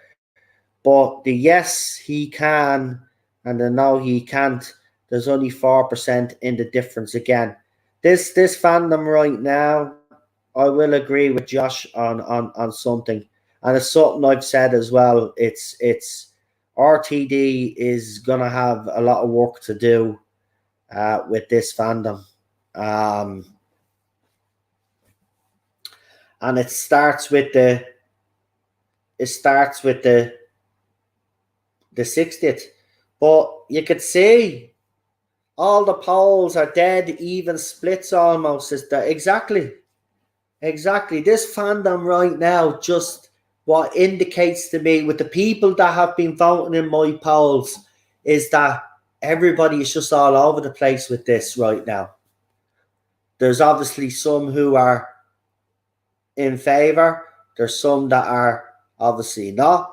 And then there's some that are, and there's a lot of undecided people. It's the undecided people that will make the difference. But he's got a lot of work to do in this fandom. He's got a lot of convincing to do. And a lot of people would argue the point, because I'm being fair here, but a lot of people would argue the point that RTD hasn't actually did himself any favors with his BAFTA interview that everybody keeps bringing up. But he's not helping himself. And I can understand where some people are coming from when they say that. But as I said, I think he has a track record which speaks for itself. And as I said, you've got to read everything and listen to the interviews this man has done before he was a Doctor Who showrunner, while he was Doctor Who showrunner, after he had left the show up until recently. So right now, this fandom is just like, you know, it's all odds. It's like a three-way split right now. There's the undecided folk, there's the folk that are definitely out, and then there's the folk that are on board. And that's the way it is right now. And that's the job that he has. That's the job that he has. But again, I would say, I don't think that's going to matter in the grand scheme of things, because the announcements that he's made, him coming back, has reignited this fandom. And, you know, no matter what anybody else says out there, that is the case. He has reignited this fandom. And there is a lot of excitement out there. And even the undecideds are excited, but they're just undecided because obviously they haven't seen anything. And obviously when they do, obviously when we see a trailer, I will redo those polls. I will keep the original. I'll keep the original polls there, the screenshots there. I'll keep them on my phone, right? And then when we get a trailer, right, and everybody watches the trailer and reacts to the trailer, I'll put those two polls up again, and I'll get everybody to vote on those polls again, and let's see what kind of result we get the next time. Yeah, and see, has it changed in any way? I think that's a good idea, because then that will kind of gauge, well, where people were now, right? Because those polls only ended a day or two ago. The last one only ended a day ago, right? So we'll hold those polls. I've screenshot them. I've kept them. When the trailer goes up, the new trailer for RTD's 60th anniversary goes up, right? Then I'll ask the question again. Do the two polls again. Then I'll make it even fairer. I'll do the polls a third time then when Ncuti Gatwa's trailer drops. And then we'll be able to judge the mood of the fandom through each one, right? So I did those polls when the announcements were made. That was the result. So we'll do the polls again when we get the trailer for David Tennant's or this 60th, whenever we get it. And then I'll do the poll yet again when we get Ncuti's first trailer for Series 14 or whatever of Doctor Who when he does it. And then we'll be able to do it that way. I'm going to watch at this point, says Robert. So, interesting. And it is interesting because we got to kind of look at this, look how the fandom is reacting, see what else. We'll see what else happens. I wished he'd cast Michael Sheen, but we'll give Gatwa an episode to make a good impression. RTD has nothing to worry about. Fans have always been fickle, says Lee Halford. Yeah, true and false. True and false. I wouldn't say fans have been fickle over the last 5 years. But yes, I would agree that even myself, we've been fickle in the past. But we just have to wait and see. That's where I stand on the whole issue anyway. Everybody knows where I stand. And also, listen, going to be out straight. We've lost a few subscribers because of obviously the point of view on it. But I haven't criticised anybody that has different views. As you have seen tonight, I don't. You know, all I've just said is wait and see. Just wait and see what happens. But yeah, we have lost a few people.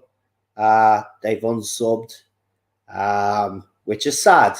That we live in a time now where if you have a different opinion and if people don't agree with it, they're willing to walk away from your channel that they've supported a long time supporting, and then decided to walk away. It is sad, but we move on. We move on. I'm not going to dwell on it. At the end, Dave, that's what people want to do because I have different views and opinions. That's fine. I've always said, you know, you don't have to be here if you don't want to. You know, this channel appeals to people that obviously like listening to me. I wouldn't say always necessarily agree with me because, you know, not all my panelists always agree with me. That's the unique thing about this channel, actually. And this is not me blowing me own trumpet, but this is what's unique about this channel. We have no problem with bringing people on that have different points of view. Right now, I've brought people on that have different opinions to me about RTD. Right? You have seen that. I've no problems of doing that. And have I slagged any of those people off? No. Right? I've given them their chance to have their say. Right? Listen to their point of view. And that's it. They know mine. I know theirs. And that's the way it should always be. That's the way it should always be. I come for the accent and stay for the discussion. Great.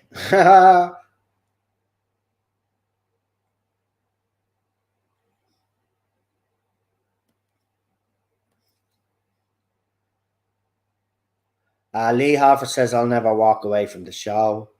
Daniel says, I'm part of the furniture here now. You are indeed. You are indeed. And it's just, we'll just see what happens.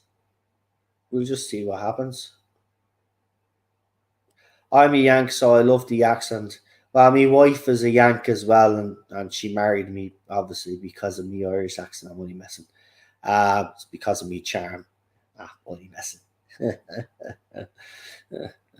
Yeah, I have a dog. That's why.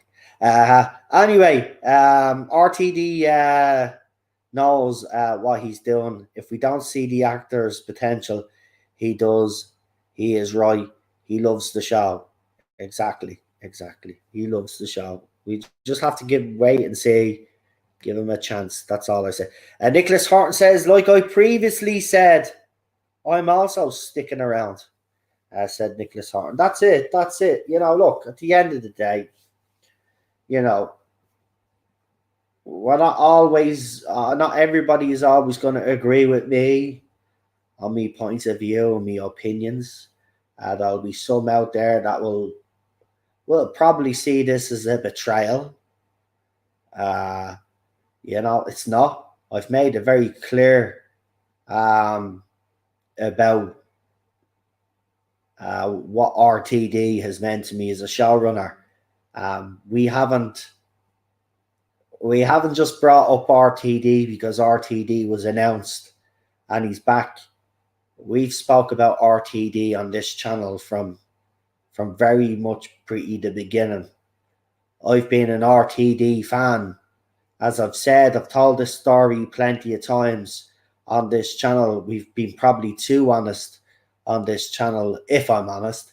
But, you know, I've told a bit about my story, me life back in the day.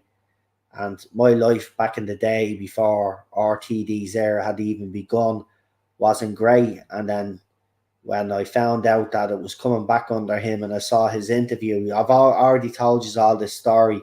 Well, as I said, I wouldn't be here talking to you now if it wasn't for him. So I've always been a fan, right? And as you know, for the past, since he's been announced, I've even said it to you, that if he cast a woman for the Doctor, I would still give RTD a go because it's RTD. Right? So I've made it very clear. So this is why I'm actually kind of surprised some people have actually subbed or have unsubbed, is because I've literally said this for the last 6-7 months. But because, as I said, this whole situation right now is a little bit, yeah. Lots of people are falling out because of it, let's just say. And it's not nice to see. Let's hope common sense prevails in the end. But as we know, literally, that everybody has thrown common sense out the fucking window. well, most of us are still fucking sensible, I suppose. And my audience is obviously pretty sensible. I mean, you know, as I said, I might have my own views and opinions, folks, but I never force them on you. I always say, have these are opinions, you know. All I just say is, you know, just wait and see. You know, we know how everybody feels about it. That's why we're fans, and that goes to fans of any show or movie. We can agree to disagree. Exactly, Nicholas. Exactly. So, as I said, there's a couple of members in the chat right now. Just a reminder, I did do that member stream for you, but I remember, I think it was Garbage. I think wrote a message to say that he couldn't see it because it was buffing. I went into the YouTube studio and then realised I was hit for those 3 interviews that I threw up of RTD, BBC, which is weird because they're on YouTube already on different channels. But yeah, I threw them up and I put the links in the link description, did everything I was supposed to do commentary while listening to them. And I still got hit. So I've had to try and remove the interviews from that live stream. So because I've had to do that, and because I take the membership thing seriously, myself and Marty are going to actually, we'll have, Marty apparently is away tonight. We were going to do it tonight. That was the original plan. But hopefully tomorrow, Marty said he's back. Hopefully I can get him from the start of the stream, and we're going to do another stream for you guys that are members, because you know me, if I'm not happy, I'm not happy with it. So it wasn't like, it's what I wanted to give you, but they've taken away that now. So I want to make it up to me members, even though none of me members have given out about it. You know me, I don't like to do that, so we'll do it. So as I said, if you want to become a member, it's only a $5. You know, I do see some of you there giving 20, 30 pounds super chats and stuff like that. So we become a member, you know, that save you from a super chat or stuff like that if you want. As I said, there's only going to be one level. We're not going to do any more levels. I know there's all different types of levels that you can do, but we'll keep it on the one level, low price of, it's $4.99. So if you want to become a member, there'll be membership streams. They're probably, as I said, we'll probably do, I think the YouTube thing is you do one a month or something like that, or one a week or something like that. So that's 4 a month, but we're going to do about six, maybe 8 a month. So there'll be a lot of streams there. We did one with Marty. We're going to do another one with Marty, and I have a couple of other guests lined up as well for member streams. So if you haven't become a member, you can use that join button there, and please do. And to everybody else in the chat, thank you very much for the support as well. I really do appreciate you coming in. Not Leah, Patrick is here. Patrick says I'm late again. Patrick is another member as well. As I said, for you members, I will be doing another stream with Marty, because the first one was hit by BBC with copyright claims, and then it was blocked worldwide. Whereas I said, what's peculiar is we were doing a running commentary while we were doing them, and you know, they're still up on the other YouTube channels, but they decided to you know, so I had to try and remove those interviews. So because the stream isn't the way that we originally put it out, I'm not happy about that. Myself and Marty will be doing another stream for you. And then, as I said, we will have other guests lined up as well. So I want to thank all my members, actually, that we have. I think we got 6 or 7 members now, and I really do appreciate that little extra support. You don't realize how much that means to me. So thank you very much. It really means the world. Thanks. Liam Neeson's chin says you're some sort of a Zorbaloff. Yes, Absorbaloff. I like that. Love on Monsters. Listen, I was having this conversation with Marty because Marty was asking fans to give a controversial take and to see if he would agree or disagree. And I said, Love of Monsters is actually a great story. And it was actually a very good episode. And I know Love of Monsters gets a lot of stick. So obviously to me, that's a bit of a controversial take because, you know, I get slagged off on this channel for even mentioning Love of Monsters. Wait, you see, right? Well, because I've said I love of Monsters. Wait, you see the people say, how can you love that? Right? But why is that? It's fair use, man. Why have they blocked it? I don't know, man. Look, Daniel. All I'll say is that it's not the first time. Oh my God, nearly choked. It's not the first time that BBC have done that to me. While they're still, but the thing about it is, it's blocked worldwide, right? So for anybody that understands that, blocked worldwide means that if you click into the stream, you can't see those videos, right? But as I said, I linked the YouTube channels of the interviews that these interviews were on, but they're not blocked worldwide.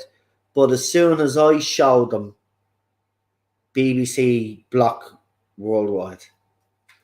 So, Love of Monsters is better than Fear Her. Oh my God, Patrick. That's why I love you. And I love you even more because you're a member. Do you know what? I agree with you 100%. I agree. Do you know what? We got 2 minutes. I'll go for 2 hours, right? 2 minutes. I'll do a bit of a Doctor Who Q&A, RTD era related. You can ask me what episodes I liked or disliked or whatever, or character I liked or. So go ahead, shoot in a few of your questions there.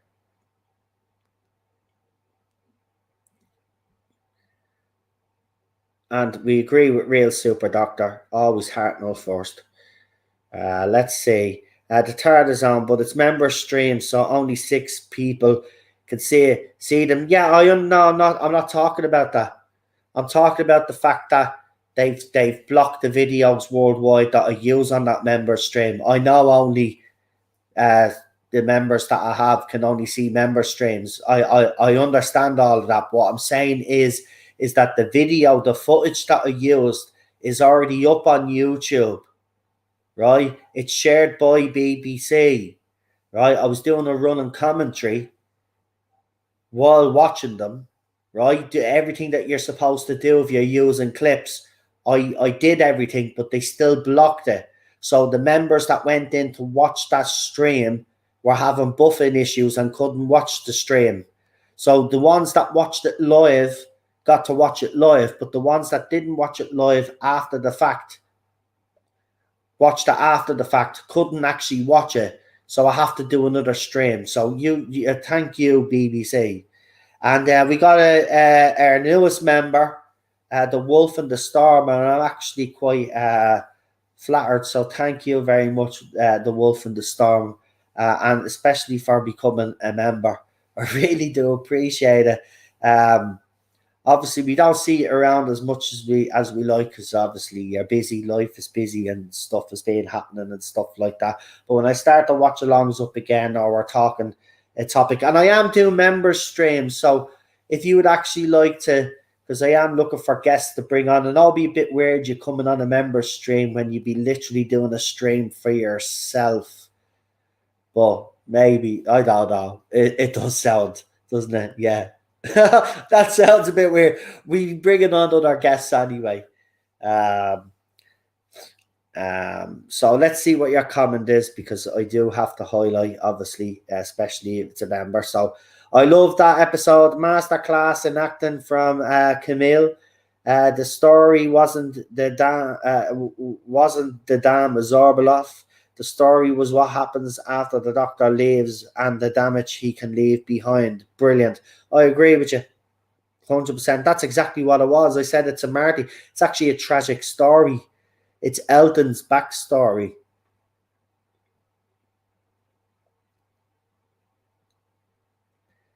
Warped eyebrow too, because I did ask for a couple of questions. Do you think Sarah Jane should have had another crossover with Doctor Who? Maybe bring in Luke Clyde or Rennie for an episode? I don't know. I mean, if this show was going to be going in a completely new direction, I don't think they'd probably get. You never know. It could be spit because you'll extend this universe. I'm pretty sure you will. You never know. You might get something with them in it.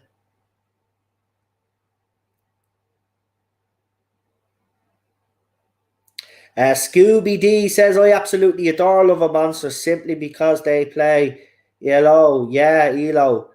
Me ma's favourite bleeding band. She actually has the original record, believe it or not. Do you think End of Time is the worst RTD special? Yes, I would. Just like Fear Horror was a great representation of what happens with the fallout of abuse isn't handled well between parents and kids. Yeah, I get where you're coming with that one. I just didn't really like that episode though, but I do get what you're saying. I do agree with you. That's what they were doing for that episode, but still, that's not. That's actually the episode that I really, really, really hate. The Wolf and the Storm says, I was actually planning a live stream when I get a bit more information about the 60th. Yeah, you should, because, even Daniel himself has done some, Doctor Who videos. Daniel hasn't done Doctor Who videos in quite a while, as you know. And even he's starting to talk about Doctor Who again. He's still focusing on his line of duty and he does a bit of wrestling as well. But it's nice to see him back talking Doctor Who and he's given his opinion on it. So you should, because I think, there should be different perspectives out there. There should be different opinions. And, and I think it is important that people do hear what other people have to say about it.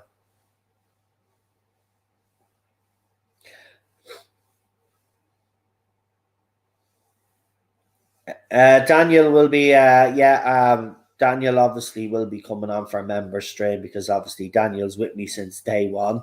So Daniel will be joining me. Don't worry about that, Daniel. We did speak about behind the scenes anyway, so don't worry. Love Daniel's Doctor Who stream, says Scooby D. Go and check them out. Go and check out Daniel's channel. I will encourage you all, if you haven't supported Daniel and his channel, please do. Please do. He's one of the good ones. Trust me, he's one of the good ones. This lad has had people in his ear, right, over these last 5 years. He's had people try to turn Daniel against me and all of this, and not once has this guy ever said that we were finished as friends or stopped supporting me, even when things got really heavy and stuff in the fandom, and he could have walked away and said, I'm not, no, I can't support you anymore because, all the stuff that's going on. He hasn't. He's stuck by me through thick and thin. So, Daniel is a good one. If you haven't subscribed to him, please do. He deserves your support. He has 217 subscribers. Let's get that. Look, let's try get that up. Because his streams are very good. He does wrestling with Sean as well, and he does a lot of streams with Charlotte, and he's all like Charlotte as well, don't you? So go and check him out. He deserves your support. If you haven't subscribed to his channel yet, please do give him a sub, right? Because I know a lot of people say they'll subscribe to him and they'll say here that they subscribe to him. But I know that's bull because it does happen. Trust me. People say they'll subscribe to you and they never do. So go and subscribe to him because he does deserve your support. He's one of the few good ones out there and one of the ones that I trust 100% to have me back and has had me back. You know what I mean? Not that he needs to do that anymore because we're gone past all of that bull now with this fandom. I'm just not going to tolerate it anymore and it'll be dealt with swiftly. It's called the block button because I'm not getting involved with these fans anymore. Sure, I'd already seen that someone was shit talking me on Twitter and then they decided to take down that tweet. That was the best thing you could have done after I called you out anyway, because I'm not going to tolerate another 5 years of this nonsense anymore anyway. So I'm done with all the fighting and all the arguing. So we'll give Daniel his support because that guy, friendship means a lot to me and he's proved to me that he's a good friend. So subscribe to him. I want to check his YouTube channel later. I know it's on 217 subscribers or something. Yeah, it is 217. I'm going to check that later on tonight. And I want to see that past 217 subscribers. Okay? He deserves it. He's worked very hard on that channel, puts a lot of effort in. There you go. Who else will I give a shout out to, actually, while I'm in the mood?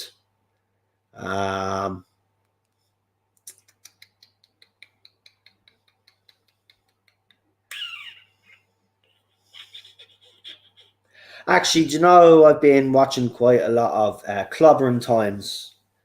I haven't always been in the chat, but I do have his streams on in the background. So if you like comic books and stuff like that, he does focus comic books and he does do a bit of Star Trek as well. But Clobbering Times is another one. Really like him. I'm one of the great undecided, says Leland. And listen, Leland, yes, you can be one of that undecided crowd. But what I would say is that obviously RTD still has a job to convince you and others that are undecided that he can truly move Doctor Who forward in a positive direction. But as I've said, and I'll say it again, and I know I keep repeating myself, but we'll all just have to wait and see. Scooby D says we all have our opinions about what's going to happen with Doctor Who. We can always agree to disagree and still be respectful. Just be kind to each other. Yeah, and we haven't had that for the past 5 years, so that's why I'm not going to do it all over again. It's done. It's the same way when even trolls haven't even bothered here until someone started on Twitter again. But as soon as I called them out, they took down their tweet. But we don't even deal with the trolls in here anymore now. What happens is they just get removed straight away. And me chat is actually getting better at it now because obviously I've told them not to react to these trolls. See, if that's what they want. If you react to them, that gives them more fuel. And this is the mistake that I have made over the last 5 years. There are times where I should have kept me mouth closed when these people were deliberately trying to come after me and were baiting me. And I took the bait and I reacted.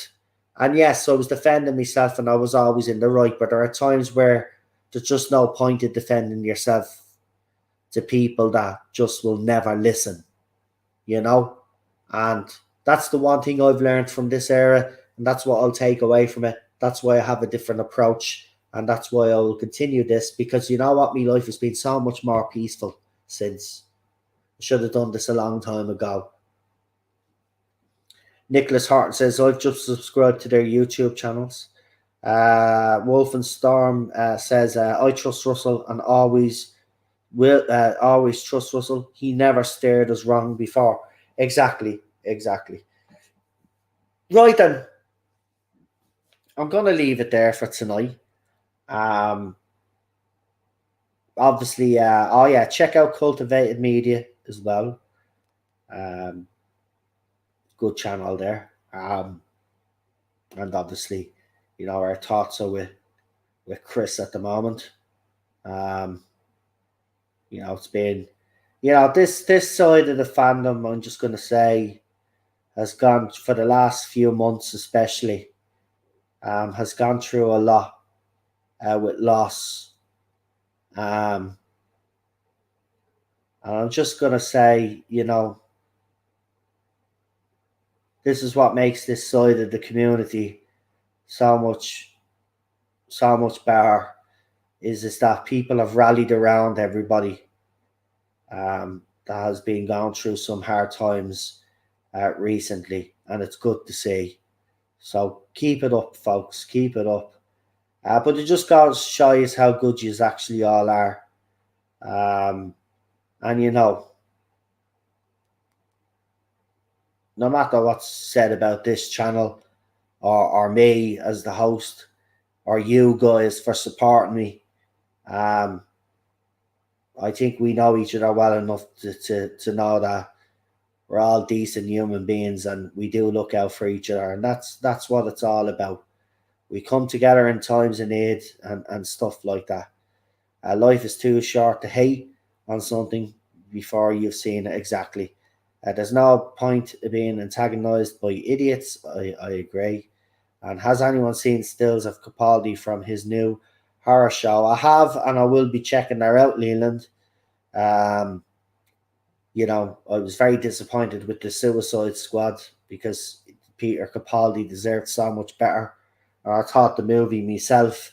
I'm actually one of those in the small minority because most of the YouTubers and people that I know loved it. But I was criticised for hating it. But I'm sorry, starfishes and starfish face huggers and stuff and polka dot men are not my type of fucking thing. And Peter Capaldi was wasted in that movie. You get an actor Peter Capaldi's stature, and then you don't use him in your movie as much as I think you should. And then you have a star fucking fish thing that just looks like, which obviously I know is in the comic, and it works well in a comic. There are some things that don't translate well on screen, and that's why I don't like the Suicide Squad movie. I actually prefer the first one that we got, even though that one gets criticized. Yeah, it has its faults. But the extended cut is much better. But I want the air cut because the things that I've seen, and he put out a statement himself, I think, actually just to talk about, and he actually says there is a full blown that this isn't his cut, the one that we've seen, and he does have his own cut, and I want to see it. That's the seal. But you did wish James Gunn the best with his one, but I don't like James Gunn's Suicide Squad. I'm sorry, that's just where I stand on it. But I was told I was hating on it for the sake of hating it because everybody else loved it. You see how this works? If they love it, then everybody must love it. If they hate it, then everybody must hate it. But I'm sorry to tell you, I'm an independent channel with an independent thought process, and I'm not a sheep, and I'll think for myself. And if I thought the Suicide Squad movie with James Gunn's version was shit, that's my opinion, and that's exactly how I feel about it, and I still feel about it.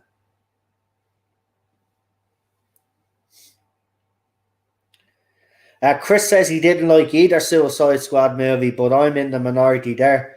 Yeah, I mean, look, as I said, I don't think the first one is great, but the extended cut obviously is a lot better. But I do agree. I kind of do agree with you. I mean, for two Suicide Squad movies, I mean, I think the first one is better character development wise, and the Suicide Squad that we actually had.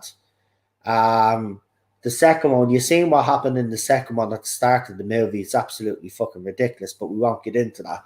But I mean, you do that, and then you kind of then do the version that you've done, like James Gunn would do. It just wasn't my cup of tea. But I would love to see the air cut and see what he's actually done, because some of the stills and the stuff that's being talked about and saying about that looks decent. So, yeah, I'd love to see that. I mean, look at the Zack Snyder cut of Justice League. I still don't care. I said at the time, and I'll say it again, it's still one of the best. I think it's pretty much the best comic book movie or hero movie that we've gotten. I'm not kidding. I mean, I just love everything about that cut. And yes, obviously a lot of it is CGI because, you know, and some of it had to be reshot. But I don't mind that. It's put together very well. I love that movie actually. Do you know I haven't loved a movie like that since Iron Man, the first Iron Man, the first Captain America, and Man of Steel.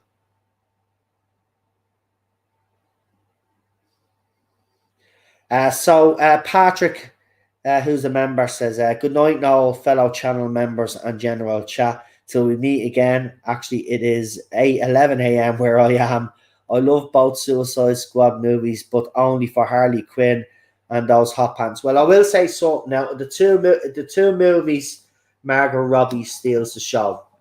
She's brilliant in the second one. I mean, her scenes, that was the one thing, that was the only positive thing I actually gave this movie, and Peter Capaldi's cameo, as I would call it, because he could have featured in that movie a lot more than he did. It just, you wasted Peter Capaldi, in my opinion.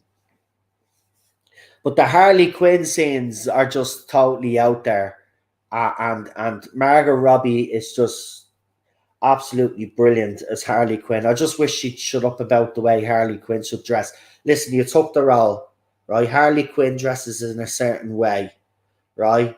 There's no point you bringing your feminist crap into this, right? She wears hot pants, she wears cat suits, she wears different types of clothes. Either do it or just get someone else. Simple as that. That's the one thing I don't like about her, but she does play a deadly Harley Quinn. The Wolf and the Storm says they didn't know what they had in their hands with Peter Capaldi. One watch of In the Thick of It, and it would have been praying at his altar for their good fortune. Well, I agree with you there.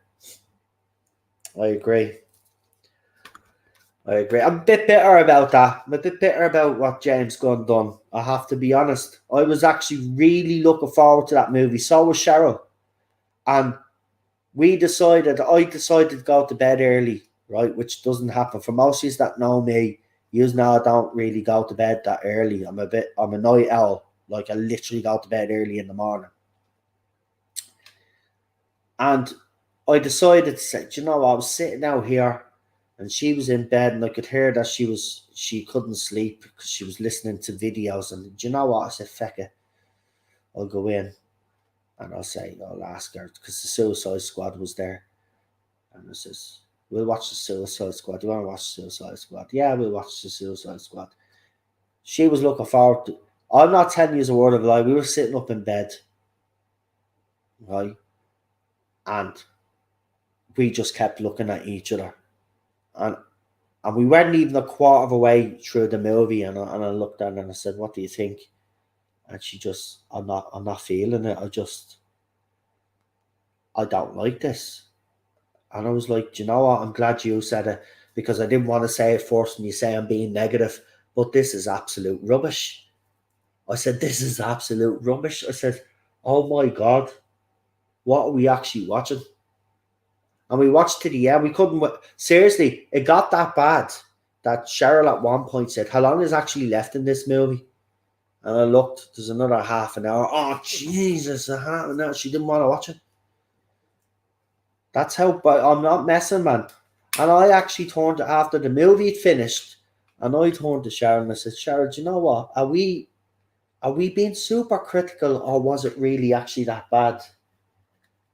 Because I was thinking maybe it's got to do with the fact that everything is just so negative that even though we were positive going in, watching the movie, which we were building this up, we thought it looked great and everything, even the stills of the starfish looked decent enough until you actually see it live, and then that's completely different. But we were really looking forward to this movie. But no, it wasn't. We were like, no, it actually really is that bad. And Peter Capaldi's the cameo, as I call it, it just, what a waste. And that starfish then doing the alien hugger thing. I mean, come on. The Wolf and the Storm says, yeah, I read that one. Yeah, yeah. I was just seeing something there, but I thought I seen something there, but I didn't. But yeah, man. But you know what? I have to be honest. That Suicide Squad review that I done got an awful lot of backlash. Even some people in the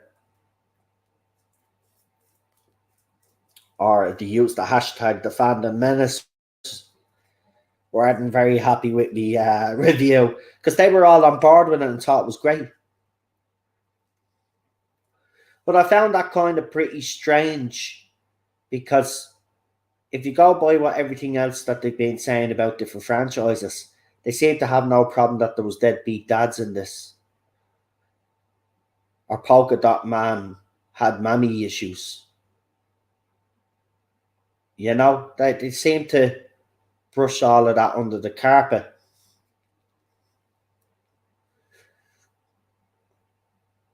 But I'm pretty sure there was reasons behind that.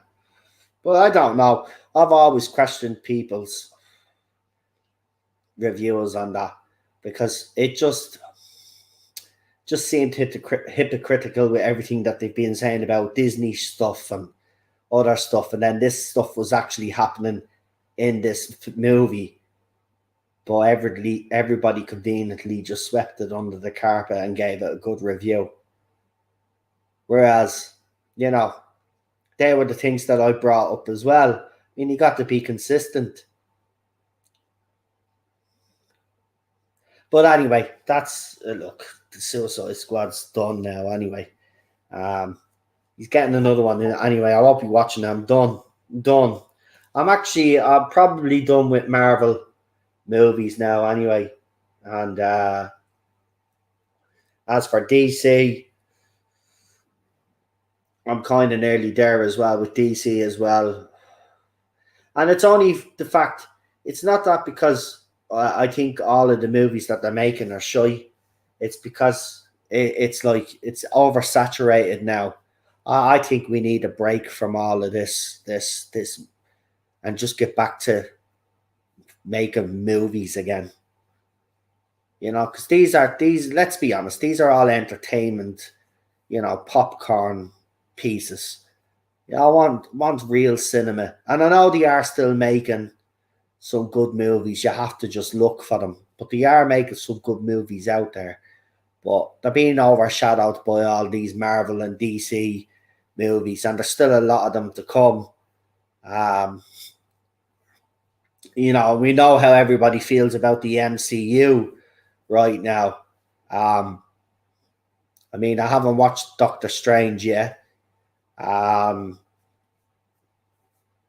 I haven't listened to anybody's reviews of that movie because I'm going to go in with an open mind.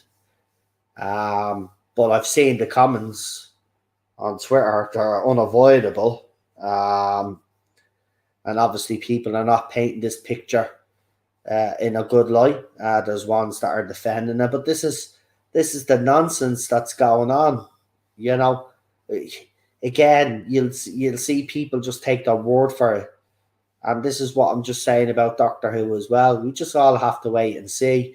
You know, just because they do certain things in the Star Wars universe or Star Trek, and they've done all of those things that fans hate, doesn't necessarily mean that RTD will do the same with Doctor Who when he already has a track record that if he does do these type of things, he does put the story first and develops these characters and stuff like that.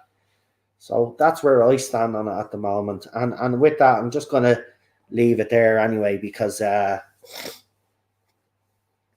I didn't plan on going live for this long. But, there's a few people that were asking for a live stream. Or was I doing one tonight? I was planning. There was always a plan to do a live stream tonight, but something did come up, obviously. As I said, a friend of ours is going through a rough time. We were going to try organise something behind the scenes tonight, but obviously that hasn't happened, so I decided to go live. But things will pop up, and there'll be times where I'm supposed to stream and it doesn't happen. And there will be times where I won't be able to put up a message to let people know that I'm not streaming. So if you don't see me when I'm supposed to be streaming, just assume something's popped up. Don't assume the worst unless someone tells you, obviously. But if I don't show up straight away, it's because something is either popped up or I might have to reschedule. It does happen. But as I said, we're pretty much full time on here anyway. And when I'm not live streaming, I'm throwing up footage for you, filming, and I'm throwing up some photographs as well, which I've done tonight. There's a couple of videos that I threw up earlier on as well. So the channel, there'll always be something on the channel. Okay, so don't be worried about I'm still around. I'm not going anywhere. Okay, I wouldn't be starting this membership stuff if I was disappearing. I'm not going to go anywhere. Everybody will still get their live streams, right? I don't want to. I just want to make this point clear because someone had said to me, I won't mention who they are, but someone did mention this point, and I'm not dismissing the point, but this is one of the reasons why I did think long and hard about this before I did it. One person did in the chat, in the comment section, did say they thought it was a bit unfair that I was doing these membership streams because it felt like that basically they felt that it was they were a loyal supporter and it just felt a bit unfair, right? Now I want to make it clear that everybody will still get the same streams that they get on the normal streams. Nothing's going to change. The membership streams are where I'll be bringing on guests. I'll be doing different streams. It won't be just Doctor Who. I'll be talking about other stuff as well, and I'll be able to talk on those membership streams without having to be too cautious about what I say, like I have to do on the main streams too. So they're extra streams, and people, I have put a join button there, and people can pay for the privilege of those extra streams. But it doesn't mean that I'm abandoning the main chat, right? As you see, I will give priority to the members when they pop on in the chat, but I'm still reading out some of you are chat, and I'm still welcoming you to the channel. Nobody is being left out, and nobody will be left out. Okay, so I just want to make that clear because I did think long and hard about this. But the thing people have to remember is that this originally did start off as a hobby, right? And I made that very clear that it was a hobby. But it's become, and if you look at it, it's literally become a full-time thing now, right? And as I said, circumstances in me and Cheryl's personal life financially are not great at the moment. So, I've been streaming full time, basically. So, it was a natural progression. The join button was there. Listen, that join button, that membership thing has been available for me for over 7 months. So I could have done it 7 months ago, and I put it off for 7 months. But I can't put it off any longer because it's become a necessity. It's become a full-time job now. So, as I said, the membership streams will be something a little bit extra. We'll have some guests on as well. We'll be doing deep dive analysis of articles that I don't read here, other stuff, right? We'll be talking about other things as well, not just Doctor Who. We've talked about other TV shows, movies, all of that. So, so most people come here to just listen about Doctor Who. Other people have come here to hear me talk about other stuff as well as Doctor Who. And that's what I'll be doing on the membership streams and stuff. But nobody, I want to make clear to the people that aren't members, I'm not neglecting you. You won't be treated any differently to the members. The members know that all it is extra streams, and as I said, the badges there. Obviously, I can't. I can't even design me on bleeding badges, so they're the YouTube badges. But there's badges there, members, and as I said, it's just all, just extra stuff, and it'll be good. The fourth stream was actually a good stream with myself and Marty, and we talked a bit of juicy gossip there as well on that stream. So you'll get things on membership streams that I can't talk about on the main channel, is basically what I'm trying to say, right? So nobody will be left out, okay? So I just want to make that clear. I'm not having to go at anybody, but it was a valid point that person made. This is the reason why I've put it off for so long. But as I said, this is a full-time thing for me now. It's become more than a hobby. This occupies most of my waking time, right? Constantly people are in touch with me throughout the night. It's either to send me screenshots of as I said, or photographs or articles that I can cover, stuff like that. So it's a full-time thing. When do you want us to chat? When to come on? Well, I'll be, as I said, it'll be the next week or two for our one, Daniel. As I said, I have to redo that one with Marty first. I'll be leaving that other one up anyway, the way it's being left up. And then obviously me and Marty will do another membership stream for the members. And then we'll bring you on next. And then, as I said, we'll be doing other stuff as well, and I'll be bringing other people on as well. I'll let you know, Daniel. I'll give you plenty of time. Notice anyway.